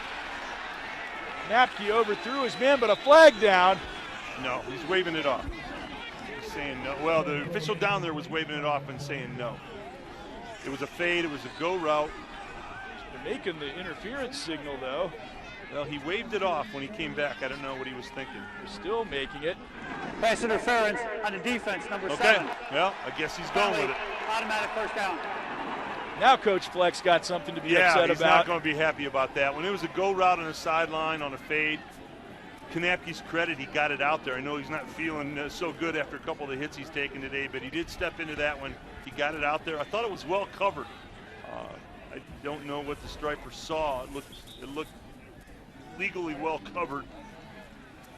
Yeah, here we go. We get another look at it. It's a go fade. Let's take a look. See, that's not really interference. Incidental contact. It's not an uncatchable ball to boot. And the thing that people don't realize very often, sometimes the stripers forget, the defensive player has a right to the football once it's in the air, just like the offensive guy. That wasn't interference. It really wasn't. They should have waved that off. It's hard enough to cover a guy man for man without having that stringent an Well, you application get of punished the for interference doing rule. a great job coverage-wise. It really is what that was. Coppett in the backfield takes the handoff, jukes a little bit and got 5 yards. That's one of the strengths of the Falcons. They can lose a player for whatever time period as Ronnie Moore is still sitting on the sidelines being attended to, and then they could put in a guy like Coppett and he can make big runs. They have so many guys that can catch the football, that run the football. I mean, this is just an offense that is tough. Double pass. Burbrink, it looked like he was going to throw it, instead tucks it under and runs. Now maybe he's wishing he threw it as he really got hit hard by Nathan Braster, who made a big play to save the game last week against Ball State. There's Ronnie Moore being worked on. Yeah, it looks like they're retaping an ankle, but that was a double pass. It just Burbrink didn't have anybody to throw it to. 3rd and 1, and Fred Coppett will not make it, and it's going to once again go to 4th down. They're going to go Falcon fast, get up and go. Napke with a pitch. Coppett, he broke through the first wave of tacklers. He's still on his feet at the 10 and down to the 7. What a run. He was barely knocked off stride by Curry to keep him out of the end zone. At first it looked like he might be stopped for a loss. Well, that was a power sweep to the right. Coppett, to his credit, cut it in off the inside leg of the tackle. That's a strong effort run. By the backup. Yeah. Well, that's all, Coach Babers believes next man up. That's how you do it. He'd start for a lot of squads. Handoff, Coppett hit right away. Again, tries to make something out of nothing, but Robert Spillane held on for dear life. Spillane is a very sure tackler. In football, you do have to have that mentality of next man up. People are going to get hurt. You're going to lose people. It's part of attrition is part of the game of football, and you've got to have the philosophy that when you get in there, you've been recruited. You've been recruited because you're a player. So now's your opportunity under the lights to play. 2nd and 8 from the 8, and to the 4-yard line goes Coppett. He's taking his lumps now, but he's also grinding out yardage. Well, it's just a straight inside smash, power smash, and that's good leg drive. He's got 3 Broncos on him, and yet he's still able to leg drive the ball. 3rd and goal from the 4. Coppett up the middle, down to the 1, and here we go for the 3rd time on the drive. 4th down and short. The first time the Falcons were bailed out on the interference. The second time they made a big completion to Coppett. These are easy decisions. You go because the Falcon offense is so good. They know if they don't get it here, they're going to be back. So they go. I mean, it's a pretty easy decision for an offense like this. Field goal would get him within 2, which would mean something, but as you say, it's not really a decision.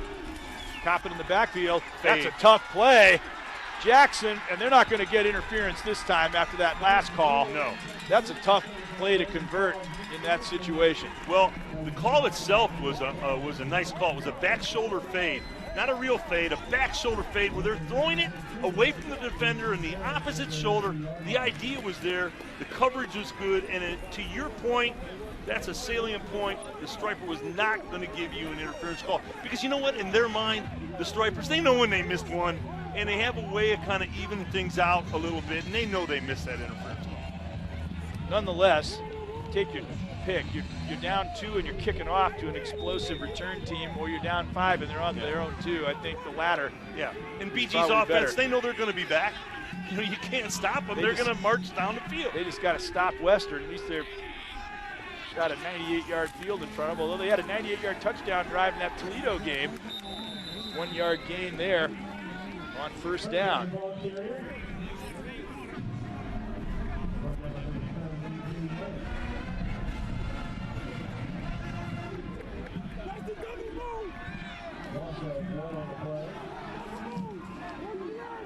We've had very, very few 98 or 99-yard drives.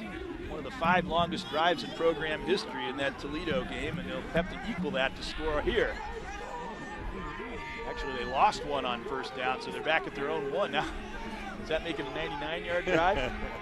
Well, they need a little room to punt the football, so they're going to have to do something here. Carroll's got some green in front of him, takes advantage of it. Who said this guy can't run? Yeah, I mean, well, it's just sometimes people don't understand the game. You don't have to be a 4-4 runner. You don't have to be shifty. When it opens up, see how it opens up? Zach says, okay, I'll get this yardage and we'll move some chains. That's smart quarterback is all that is. You take what is being given. He's not going to lead the league in rushing, but does the job, and he got him out of the hole on a first down. Franklin, now this guy might lead the league in rushing. Broke a tackle, but they thrust him backward and stopped him on the 15. He got out to the 17, and they threw him back 2 yards before finally the tackle was made by Charlie Walker. Well, and Jarvion, this talented freshman, it looks like his transmission gear gets stuck here. He starts going sideways. Whoop, whoop.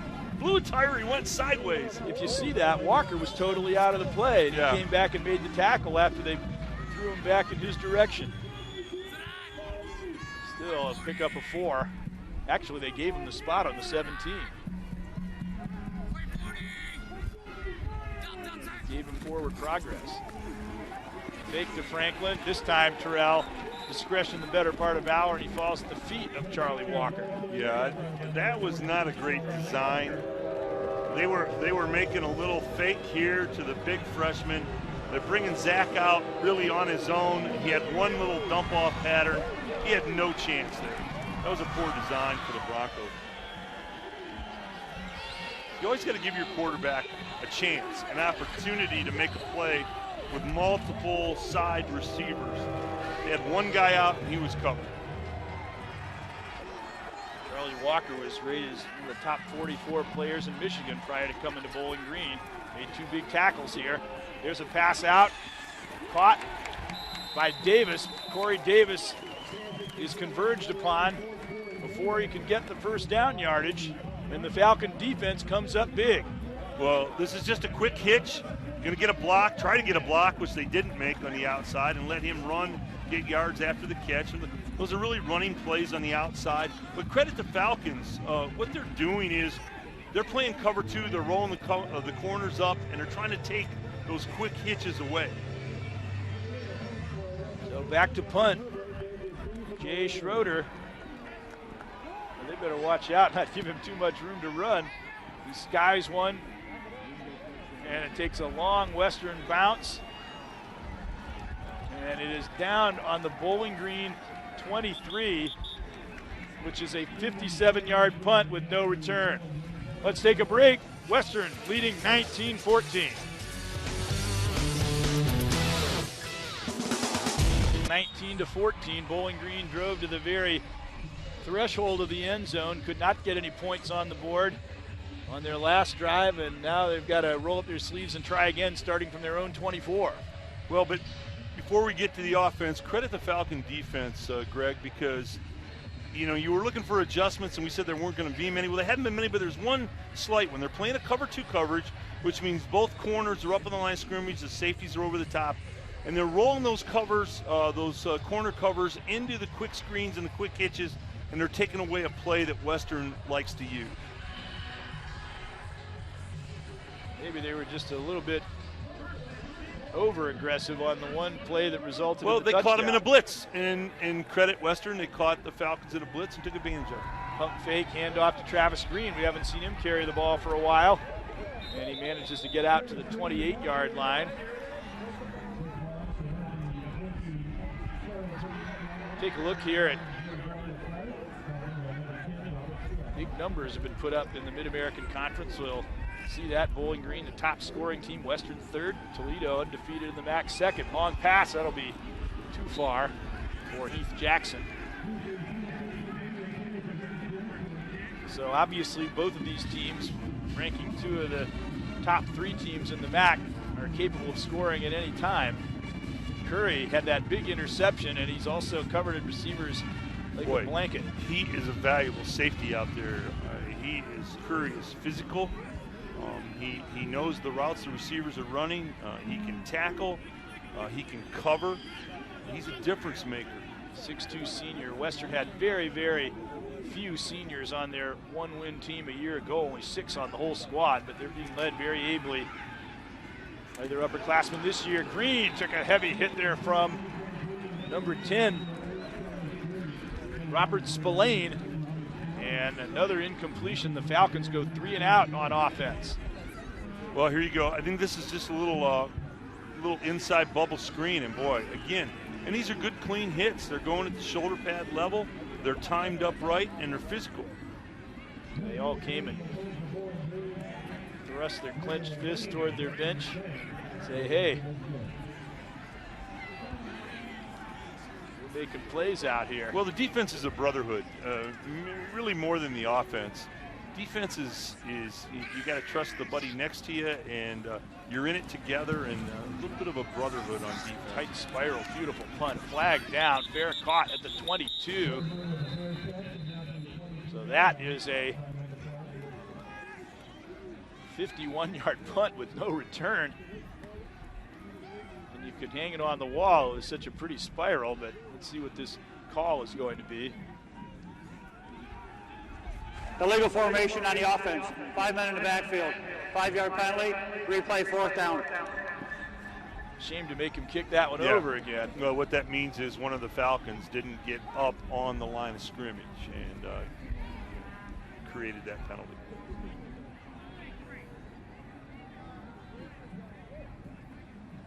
Joe Davidson has done an outstanding job punting for the Falcons this year. But he hasn't had the kind of field position that's allowed him to strand Western Michigan deep in their own territory.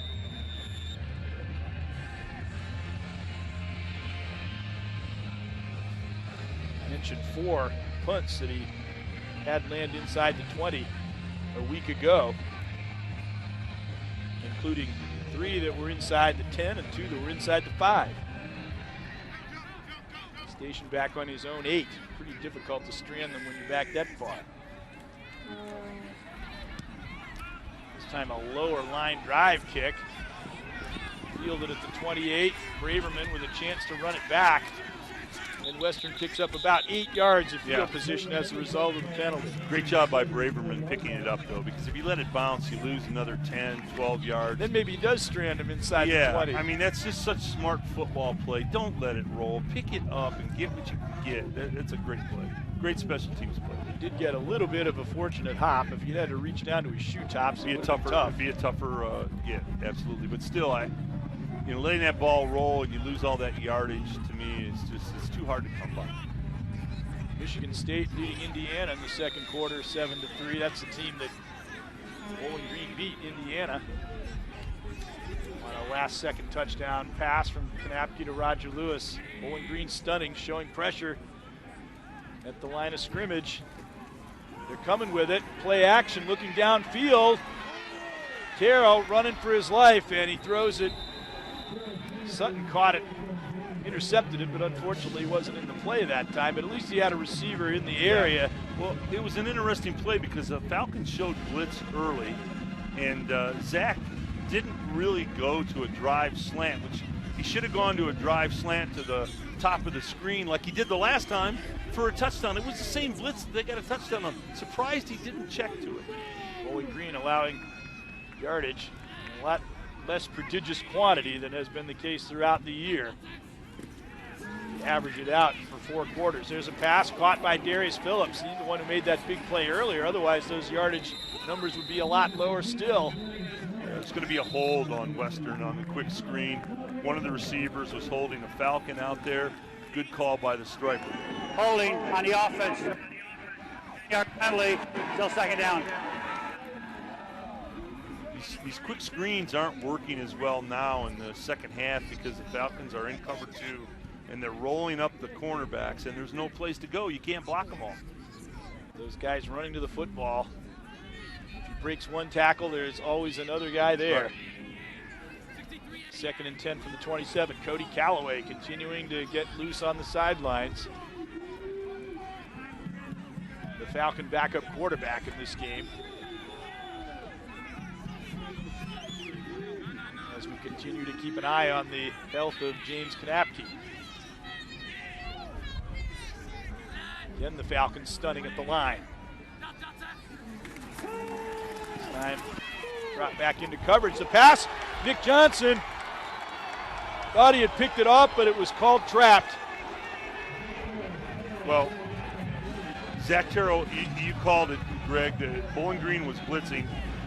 Terrell did the right thing. He went to the hot receiver. The receiver did not really help Terrell out on that. He has to break that route inside more. He didn't bend it inside and didn't give Terrell a great window to throw the ball. Western's got the right call on.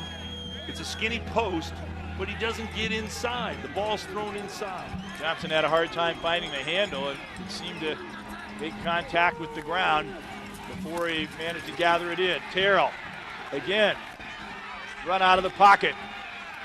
Again, tucks it under, but he won't be able to make very much out of that as Brian Thomas was there to stop him. Well, Zach Terrell's receivers did not help him there.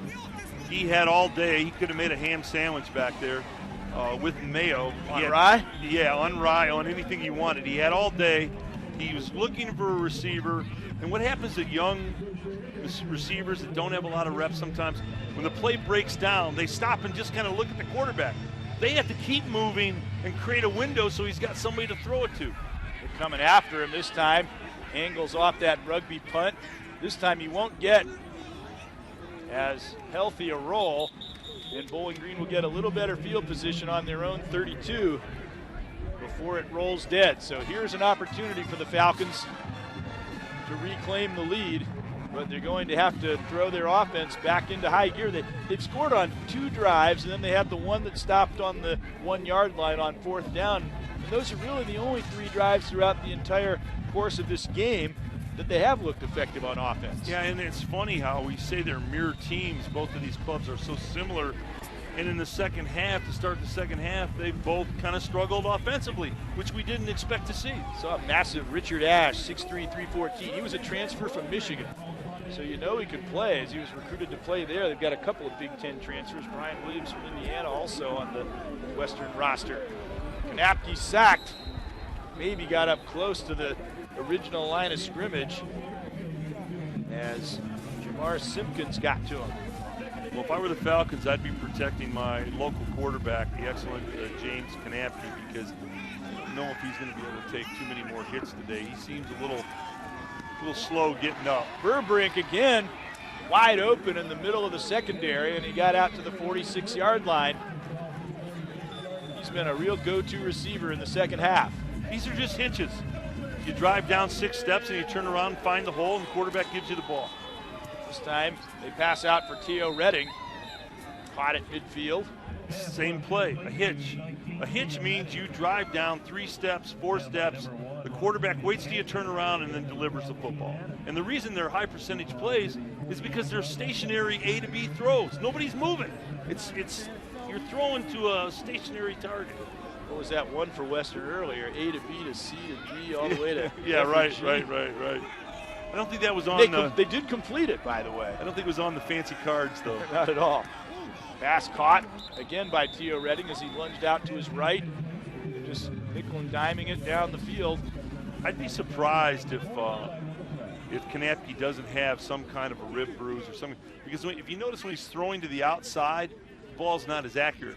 When he's throwing straight ahead, inside between the tight ends and the tackles, he's throwing it well. But sometimes throwing to the outside. The tight end was covered up on the play. It's a 5-yard penalty, still second down. If you have any kind of rib injury and you get a look at the excellent quarterback James Kanapke now, throwing to the outside puts strain on the rib cage, and he isn't throwing real well to the outside. He hasn't been throwing deep. Yeah, not many. He took a couple shots, but he just looks like he's a tough kid, but he looks like he's not certainly 100%. When he has tried to throw deep, has not been with much success. 2nd and 12. Alone in the backfield again. Kanapke takes the snap, finds Travis Green. Managed to escape one tackle, but stopped at the 48-yard line. Well, this is just a slip screen, and Western covers the screens up pretty well because the Broncos run the same plays, so it's pretty easy for the defense to recognize it. Seliscar with the tackle, 3rd and 8. Some time here, Kanapke's throw, and that could have conceivably been an interference call as Ronald Zamort had perhaps contact before the ball arrived. Well, it was a deep sideline out. Coach caught it. Good Coach, grab. Well, he's a receiver. He can catch the ball. Yes. He's saying, pad me up, man. I can do it. I can still catch it. It was a deep sideline toss, and the ball just sailed on James. Just hasn't been throwing with the confidence or short inside down the middle's fine. The outside hasn't been as accurate. The comfort level that we're used to seeing him throw with. I would agree with I would think that hit is the reason why. Davidson, this time it's an end-over-end kick. Maybe make it difficult to field. Braverman does at the 18-yard line, no return. I think that was by design, actually, because we've seen him kick those tight spirals before. Well, it is, Greg, and when you watch him when he kicks the ball, when he wants that type of kick, he holds the ball straight up and down and kicks it perpendicular so that it will have a bounce like a Mickelson wedge and come back, and you can, if they don't catch it, you can down it. Any school could use an extra $500 with BCSN and Fifth Third Bank Give Back. You could buy an instrument for the band, send a class on a field trip, or do just about anything. Anyone can go to bcsn.tv and nominate a school or school organization. Enter now, winners selected monthly. 1st and 10. He set it on the 20. Franklin, who hasn't had much running room here in the second half, even though we maybe anticipated that he would. He did manage to turn. He's been very, very good at turning 1-yard gains into 6-yard gains. Yeah, he's a runaway dump truck. But Zach Terrell, the sophomore quarterback for the Broncos, he missed another blitz. They blitzed at the top of the screen, and what he should have done is gone to the wide receiver in the vacated area with a drive slant, which they scored a touchdown on. He should have checked to it, and he didn't. You throw to where the blitzer is going, and it's called a replacement route. It's going to be the end of 3. One thing, the Broncos have a lot of energy to get from one end of the field to the other, and they lead by 5 going into the 4th.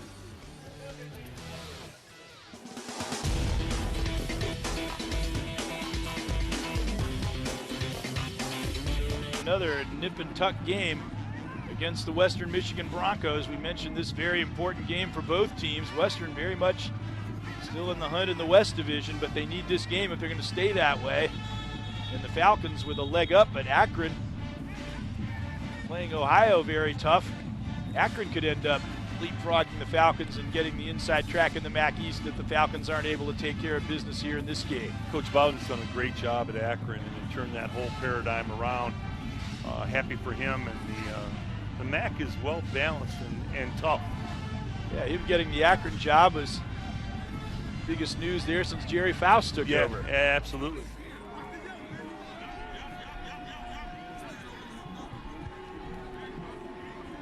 Second and 4 from the 26. See if Western can put together a drive. If they can get points on this drive, it's certainly going to put Bowling Green in a difficult spot, especially if they take time off the clock in doing it. But again, the Falcons are right on top of Franklin and don't let him go anywhere. Well, something that the Falcons have done in the second half is they've taken Franklin's power away. They're getting him before he can get started. They're turning his shoulders, which negates his power. They've done a great job with him in the second half. He only has 75 yards after 3 quarters. Remember, he was on pace to equal his average at halftime. He gets 140 a game, so he got a good gain on his first carry in the 3rd quarter. After that, they have throttled him, but you never know, he might break one big one before we're done here. 3rd and 3, they're coming hard. DJ Lynch throws Terrell to the turf at the 15. Well, I tell you what, DJ Lynch, he is so quick on the blitz. He is like he's in the huddle. That's a delayed blitz. And when he decides to come, it's just quarterback had no chance. There was no chance to check anything, no chance to go to anything. DJ Lynch plays like a hobo at a train station. He jumps in and out of there so fast, the quarterback can't even react.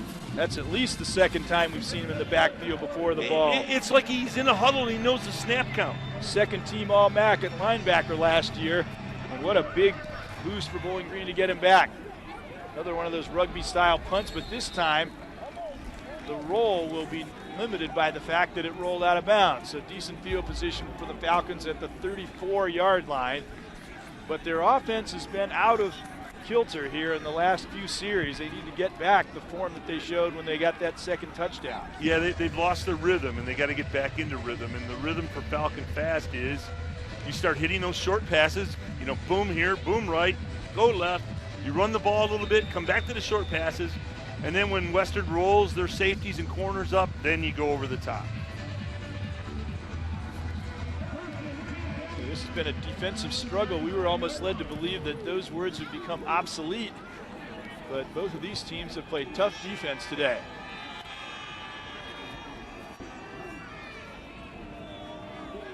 Napke. He's changing the play.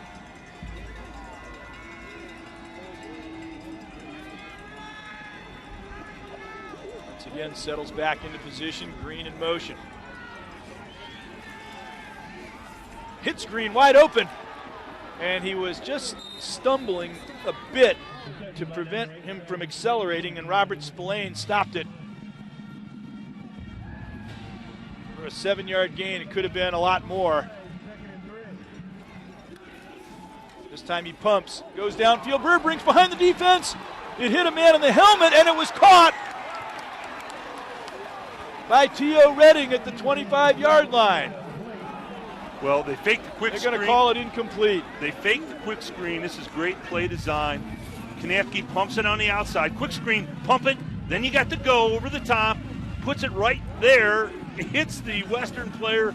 Volleyball's up in the air. Looks like almost would have been a simultaneous catch. They're both, that's Curry, 33 again. Would have been a catch. He just lost the handle at the last moment. 3rd and 3, and he grounds it. And a flag down. Let's see what happens here. That might be grounding because he was still in the pocket.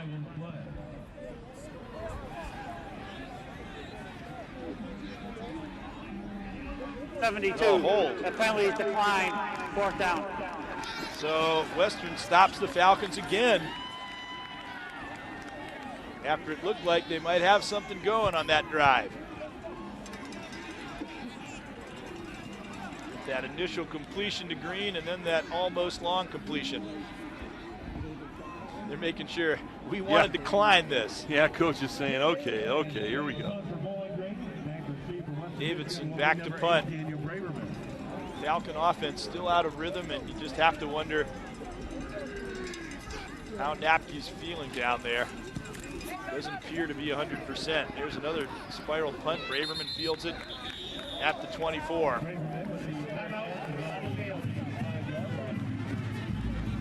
And let's take a break. 19-14, Western leading Bowling Green. Quarter, Western Michigan hanging on to a 19-14 advantage over Bowling Green. We've been talking about James Knapke and his condition, and we've got an update on that now with Rick Poland. Thanks, Greg. During the defensive series here for the Falcons, when Knappke's here on the bench, they try to work on him, try to keep those limbs loose, get him to do a little bit more throwing and just keep throwing, kind of loosen it up. We kind of saw in that last series that he looked like he was a little more fluid, so maybe they're loosening up a little bit. Back to you. He almost delivered that ball to Burbrink. Maybe just a little bit more on it. Yeah, It would have been a touchdown. That's a great report. What happens when you have bruised ribs when you're throwing to the outside stretches your rib cage, harder to do. Throwing down the middle, easier. So we'll see what Knappke can do here with 12:58. Definitely seen the evidence of that in the game that he has played since the injury. Franklin, they have really spied him out, and they're not giving him a thing. Well, credit the Falcon down people because they are really dominating the Broncos offensive line, which wasn't the case in the first half. So, credit the Falcons. They've played hard-nosed, hard-hat, and blue-collar up front. Well, the conventional wisdom was these guys can't play defense, the Falcons, but look what they've done in the second half to Franklin. And when you look at the number of all-MAC players on the Falcon defensive unit, especially now that they've gotten their injured guys coming back, you know they have to be effective. Pass, slant route, but could not be hauled in by Corey Davis. And this has turned into a real defensive battle right now. Neither offense has been able to get anything going. Well, Corey Davis didn't do a good job there. They had a drive slant on, and Zach Terrell read it, and it was the right call. What Corey Davis did is he saw the safety looking at him and going to beat on the hit, so he didn't run through the route, and it caused an incompletion. That's on the receiver. 3rd and 8.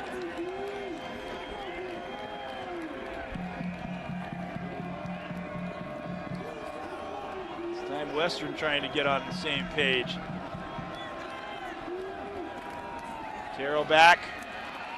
He's got protection, and he hits his man, Phillips. Another big play. Stopped by Jernard Turner, but excellent protection. He just stayed in that pocket. Everybody was walled off. And when you give him that kind of protection, he's a very accurate thrower. Well, and what he does, Greg, is he reads progressions. The first 2 receivers weren't open. That was his 3rd choice that he went to. It's a 3rd choice, and he puts it right on the button. He had the time to count off like that. Yep. It's like standing in the eye of the hurricane. Beautifully converted 3rd down play and a big one. Braverman in motion. Hand off to Franklin on the misdirection, and he got 5 yards on 1st down. Martin at the bottom of the pile. Well, that's the oldest play in football. You know, the old aphorism is there's nothing new in football, and that's true. It's called a crossbuck.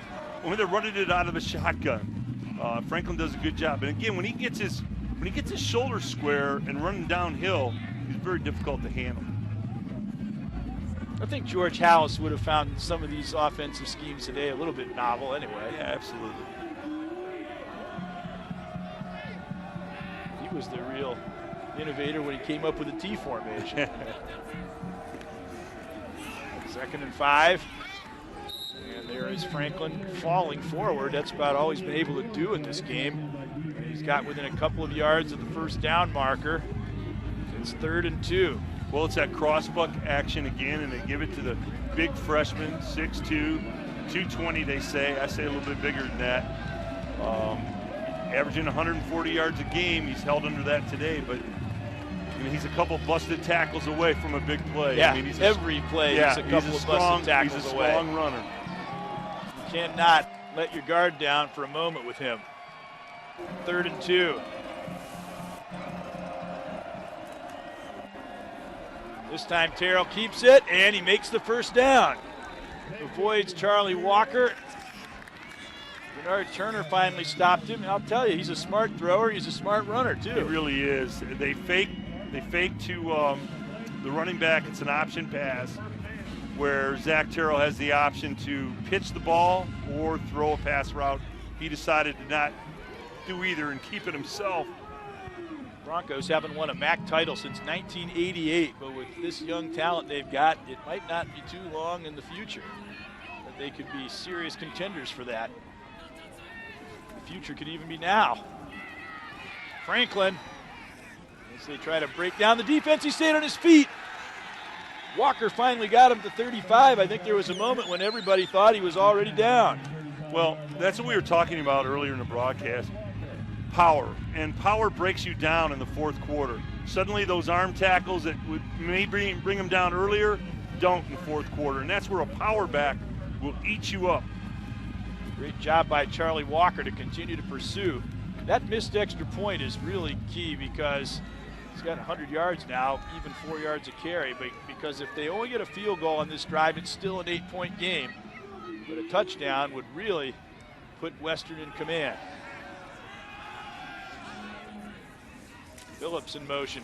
Franklin again stopped immediately in the backfield, this time by Gabe Martin. Well, Gabe's made a lot of big plays for the Falcons. Number 11, he came back from an ACL.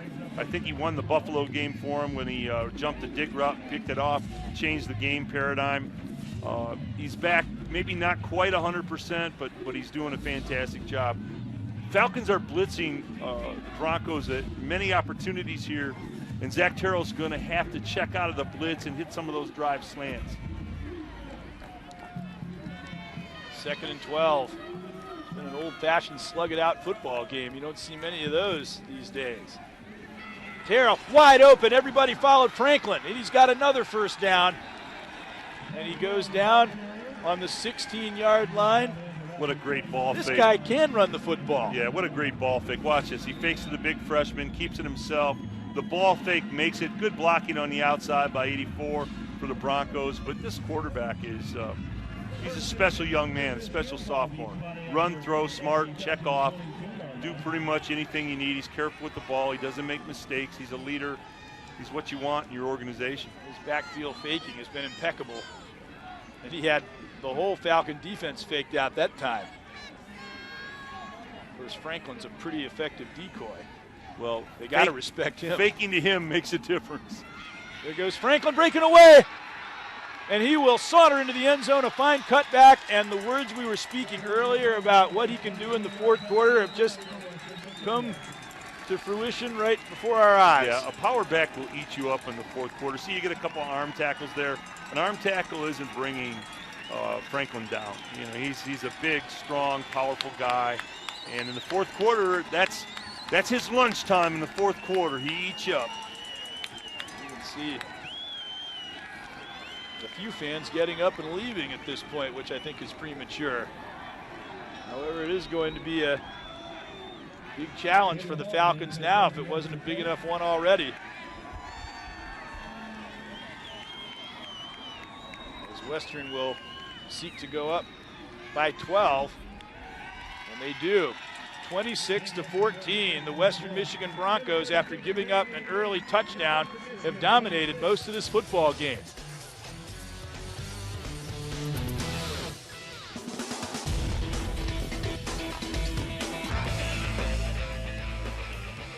(26-14), the Western Michigan Broncos showing that they really mean business here in the fourth quarter as they are making a serious bid to upset the Bowling Green Falcons, who looked like they were really on a roll coming into this game.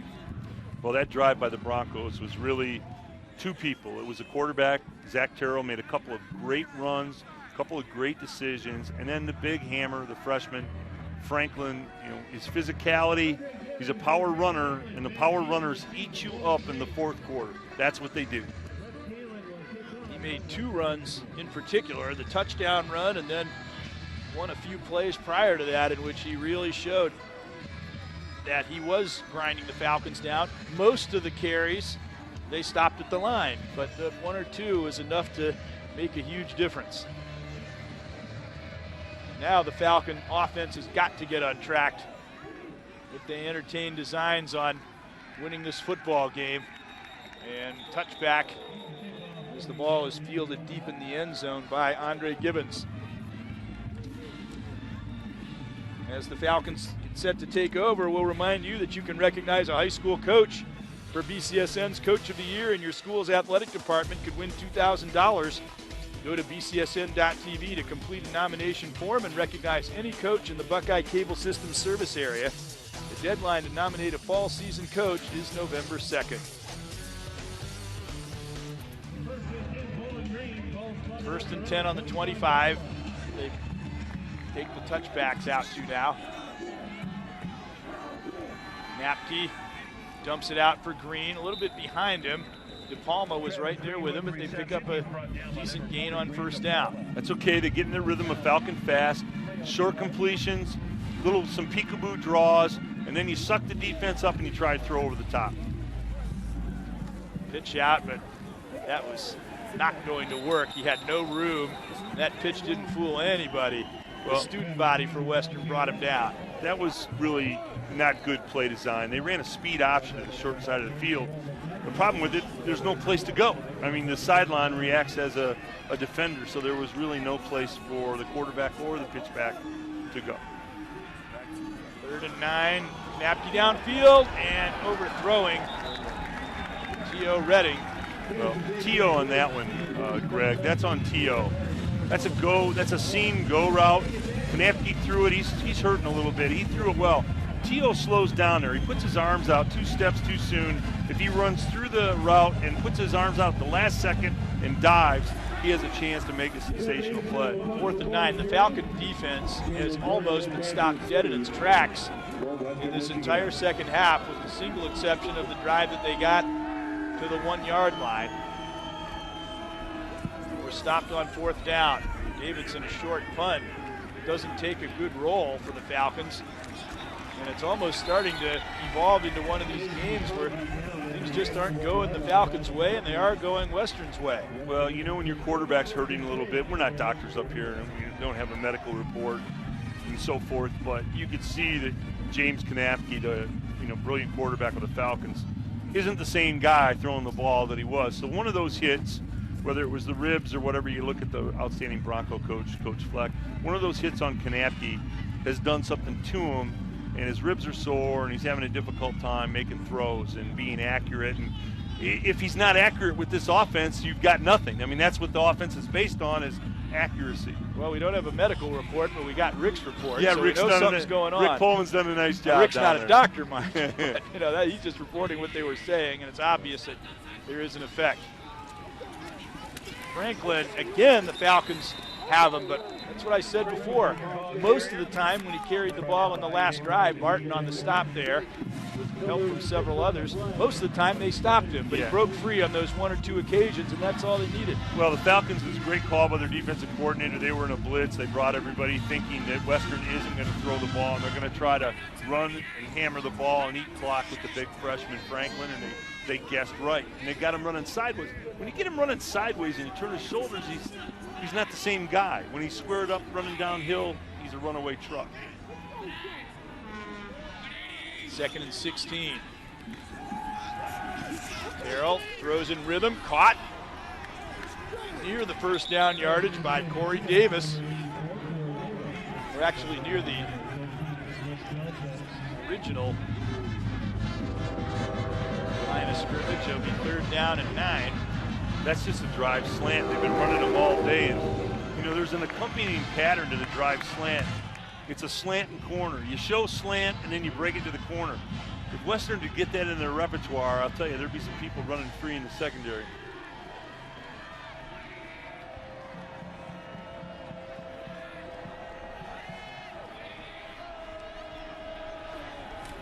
Braverman's been their designated man in motion all game. Franklin struggles forward for about 3 to the 45. And that was Gus Schwederman at the bottom of that pile. And he was 2nd on the Falcons, actually 3rd, but only a half tackle behind the 2 leaders for tackles for loss. Timeout, 5 minutes to go, 26-14, Western. Here, Western Michigan has been. They lead the Falcons 26-14. About to punt the ball away, and the Falcons have got to move it this time or they're just going to run out of time. They still need 2 scores.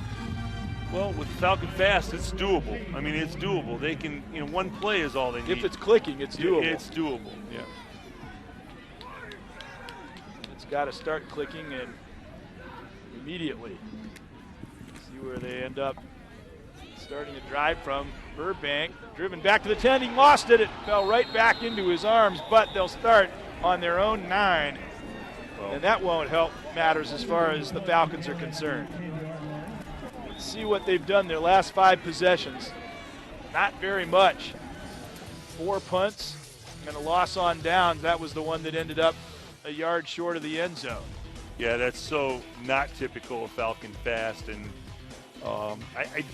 we've talked about it up here a lot, that James Kanapke, their great quarterback, definitely has not been himself since he took a couple of those hits. Now, the interesting thing, we've seen Cody Callaway throwing down on the sidelines, but the decision has been made to stay with Kanapke, even though he's obviously not 100%. Well, Coach Babers, I'm sorry, Greg, go ahead. They're just going to hang their hat on Kanapke for the rest of the game. And look at him run the ball. I don't know about his ribs, but his legs are okay, but he fumbled it. Yeah. Well, you know, when you're hurting, when you have ribs, your whole body's sore. What they did is they stripped the ball out when he was running, and you don't have the strength that you'd normally have holding the ball, and that's what happened. They're trying to determine who in fact has it. It looked like Western, but every now and then the ball has been known to slip away. Western stripped it out for sure. Negates what was a great 22-yard run by James Kanapke. It could be all but the ball game if Western's got it, and they do. Well, Kanapke makes a great read here, and see him strip it out right there. It's a great defensive play, stripping the ball out. And we established that James is hurting a little bit. Here, look at the end of the play. They're taught to strip it out. I think James was protecting his ribs a little bit, and they were able to get at the ball and get it out. We'll go back to what we were saying about the backup quarterback. Well, Coach Babers has an interesting philosophy, because you were surmising why maybe you don't look at the next youngster if James is hurting. And Coach Babers' philosophy is this. He doesn't believe that he can get two quarterbacks ready for a game because their offense is so complex, so complicated. Get a good look at the brilliant coach, Coach Babers. They're going to review that. He believes that he can't get two quarterbacks ready in the same week, so consequently, the backup isn't really ready to run the offense, so that might be why they're sticking with James, even though he's probably dinged up here a little bit. Well, the game hangs in the balance right here. They may be trying to determine whether, in fact, they're going to try to call a fumble. Well, they're determining whether James is down or not. So here's the look. He's running with the ball. The ball, I think, if we could get the front end of it, it's hard to see when. He was on his back, I think, before the ball really came out. They might overturn this. Here's the look. Okay, good run by James. Now here comes the strip. Yeah, it should stand.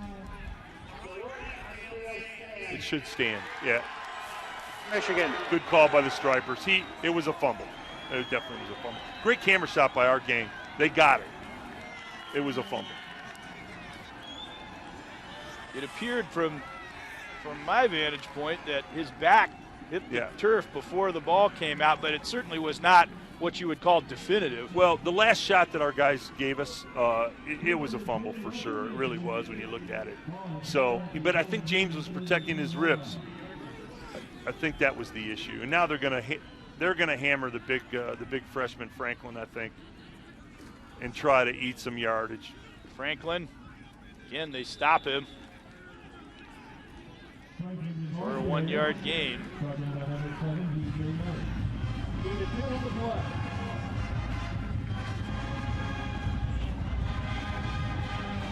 And they could just grind the ball on the ground here. Obviously, the Falcons need 3 and out and then utilize their timeouts down the stretch.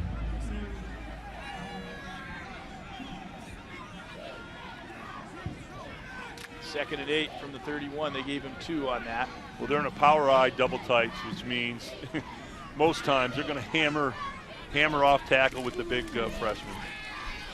Goes Franklin again. Look at that. 4 guys. He carried with him about 6 extra yards and very close to a first down. Well, Jarvion is, he's tough. And now Bowling Green forced to call their second timeout on defense with 3:43 to go. And really, the way this game is shaping up, it's going to take a really, really severe change of direction to put the Falcons back in it. So take another look at the MAC standings and what the result could mean. if it were to stand in this manner, as it's starting to look more and more likely that it would, Bowling Green would drop to 3-1. We'd have to wait on the result of that Akron, Ohio game. That could put Ohio back in the picture if they were able to come back and win it. But Akron could be the real beneficiary of this result if they win that game. Toledo's still on top in the MAC West, but Western Michigan, and the way they look in here, they'd be a real factor in that race. But Ohio is leading in the third quarter, 13-10 over Akron, so that could shuffle things even more. The MAC is such a great conference and so well balanced, and you're seeing it play out today. If, in fact, Ohio holds on to beat Akron, that would be great news for Bowling Green if they end up falling in this game. And they stack up Franklin again. And now the PA announcer is saying Franklin is the ball carrier once again. So that shows you what their strategy has been. And Bowling Green utilizes their final timeout.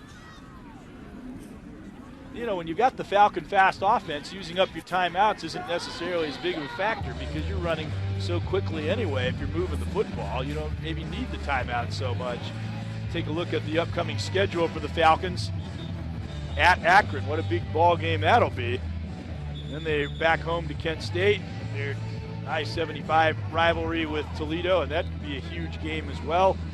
And they'll conclude proceedings in the regular season with Ball State, the team that lost last week to Western Michigan despite having a big halftime lead. And remember, you mentioned it before that Western Michigan had a great opportunity to beat Toledo. They missed an extra point in overtime, and so this is a good, solid Western Michigan really club. be in the catbird seat. There you see the rest of the schedule for Western, and they've got a pretty favorable schedule down the stretch. It could be team standing at the end of the race, and great broken tackle. Martin seemed to have Franklin in the backfield. I.J. Barima finally ran him out of bounds, and you don't shake off a Gabe Martin tackle that often when he's got a clear beat on you. Yeah, Gabe's tough, but Franklin gave him a stiff arm, broke it outside, and you know, the big man eats in the fourth quarter. Here you go. Look at that. He breaks it outside. Now here comes a stiff arm right there. Stiff arms him off. Yeah, they were holding hands there for a moment. I mean, you know, what people don't understand is when you have a big back like that that pounds on you play after play. There's the flag. You see the weight on the end of the flag. It hit the player in the eye the one time. On the defense. That line, the result of the play is a first down. When you have a big back like Franklin, oh yeah, okay, they're trying to make substitutions and they're not getting people on and off. Looks like they had, and they get them off before the snap of the ball. Is that a Chinese fire drill? Yeah. Well, you know, they're trying to make substitutions, and you know, sometimes you can fool yourself. Sometimes you can be too tricky yourself. You know. I think you know the reference, right? Yeah. Yeah. Oh, running around like it's a Chinese fire drill. I know the reference, and that's what it looked like. 1st and 10. And Franklin piled up. But the Falcons are out of timeouts now, so all Western has to do is keep the ball on the ground, not turn it over. That's another thing. The Falcon defense, who is so prolific causing turnovers, they have not caused a turnover in this game. Yeah, well, credit Western. You know, if Western gets in that power eye and Zach Terrell fakes to Franklin up inside and bootlegs out, I think he'd walk in because they're constricting and closing on Franklin. Everybody's running to him the minute any kind of fake to Franklin and come outside is going to be wide open. One more first down, and it's victory formation time. Even if they don't, the Falcons are in dire straits, to say the least. Franklin, once again, burrows forward. This time gets down to the 12 or 13-yard line. The Falcons cannot stop the clock. Brave band continues to play on, but they have to be playing the funeral dirge here pretty soon for Bowling Green. Officials doing a good job. This point of the game's getting a little chippy inside with the big buffet guys on both sides. Little pushing, little shoving, and the ref's over it. There's a Corafor, number 77, the 17-year-old who was recruited by Ohio State, Florida, a lot of other big schools, hails from Africa. Coach convinced him that you come here, you'll get a lot of playing time right away and make a big impact on the program, and here he is playing for Western Michigan. You see the numbers by Franklin. And very good numbers, even though really he spent most of the game getting piled up by the Falcon defense. It's kind of an unusual game for somebody to get those kind of numbers. Yeah, it's still 135 yards, which is a great, day for a freshman in a big-time college football game. But what you don't factor in on Franklin is how many key times did they fake the ball to him, come on a boot, and the quarterback, Terrell, was able to do something because of Franklin. See a Corafor there, and just before that we saw John Hoffing, who is on the Remington Award list for the top center in the country. So they've got a couple of real pillars on their offensive line.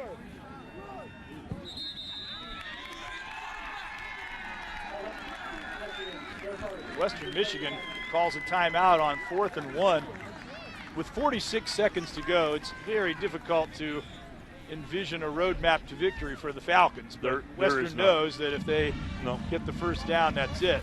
Falcon fast can't play that fast. It's over, and Coach Babers knows it. Well, if they force a fumble and ran it back for a touchdown, it would take the length of time to run 100 yards.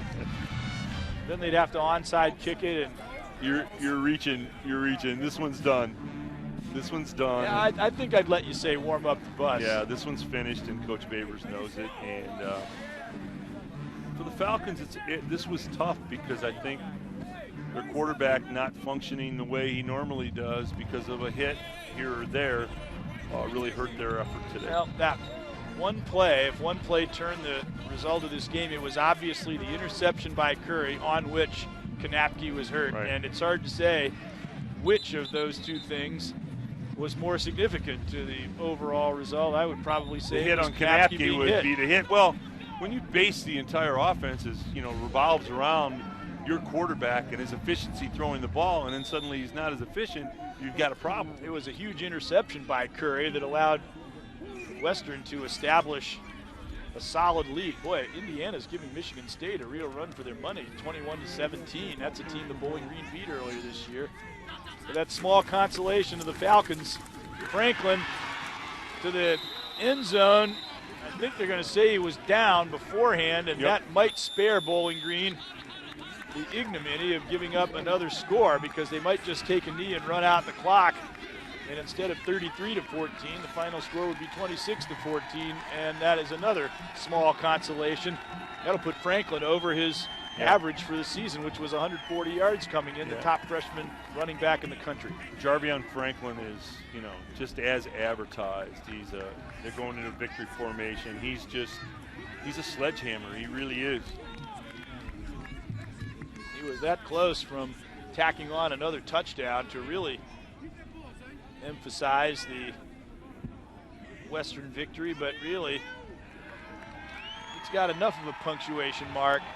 They were down 7-0 after the first drive. They outscored Bowling Green 26-7 from there on, and end up going on the road to really show what they're made of. And I think that this Western Michigan Bronco team, which has not won the MAC title since 1988, and in their 100-year history have very few 2 or 3 consecutive winning seasons, as they told us before the game. They're a real factor in the race, and they're going to be, I think, with these great recruiting classes they've been getting for years to come now with this great, energetic young coach. There's one thing about having a young team, which the Broncos are. When you start winning and you start believing, then young guys think they can do anything. Broncos have a very good offensive line. They've got the hammer back there in Franklin. Zach Terrell is an excellent quarterback. They have a lot of ingredients to be an outstanding club. Indeed they do. And they have won, and now they're that blocked extra point against Toledo, away from being 3-0 in the Mid-American Conference, but at 2-1, they're very much in the hunt. For the Falcons, they'll be very fortunate if Akron loses and they can still maybe not control their own destiny, but they're still on top of the MAC East. And hopefully Kanapke's okay. The ribs will heal if that's what it is, and you need him to be healthy for the offense to be Falcon fast. All right, that will do it for Tom Cole, Rick Poland, and our crew. Greg Franke saying so long. The final score of the Western Michigan Broncos defeat the Bowling Green Falcons 26-14. And you're watching BCSN, seen exclusively on the Buckeye Cable System.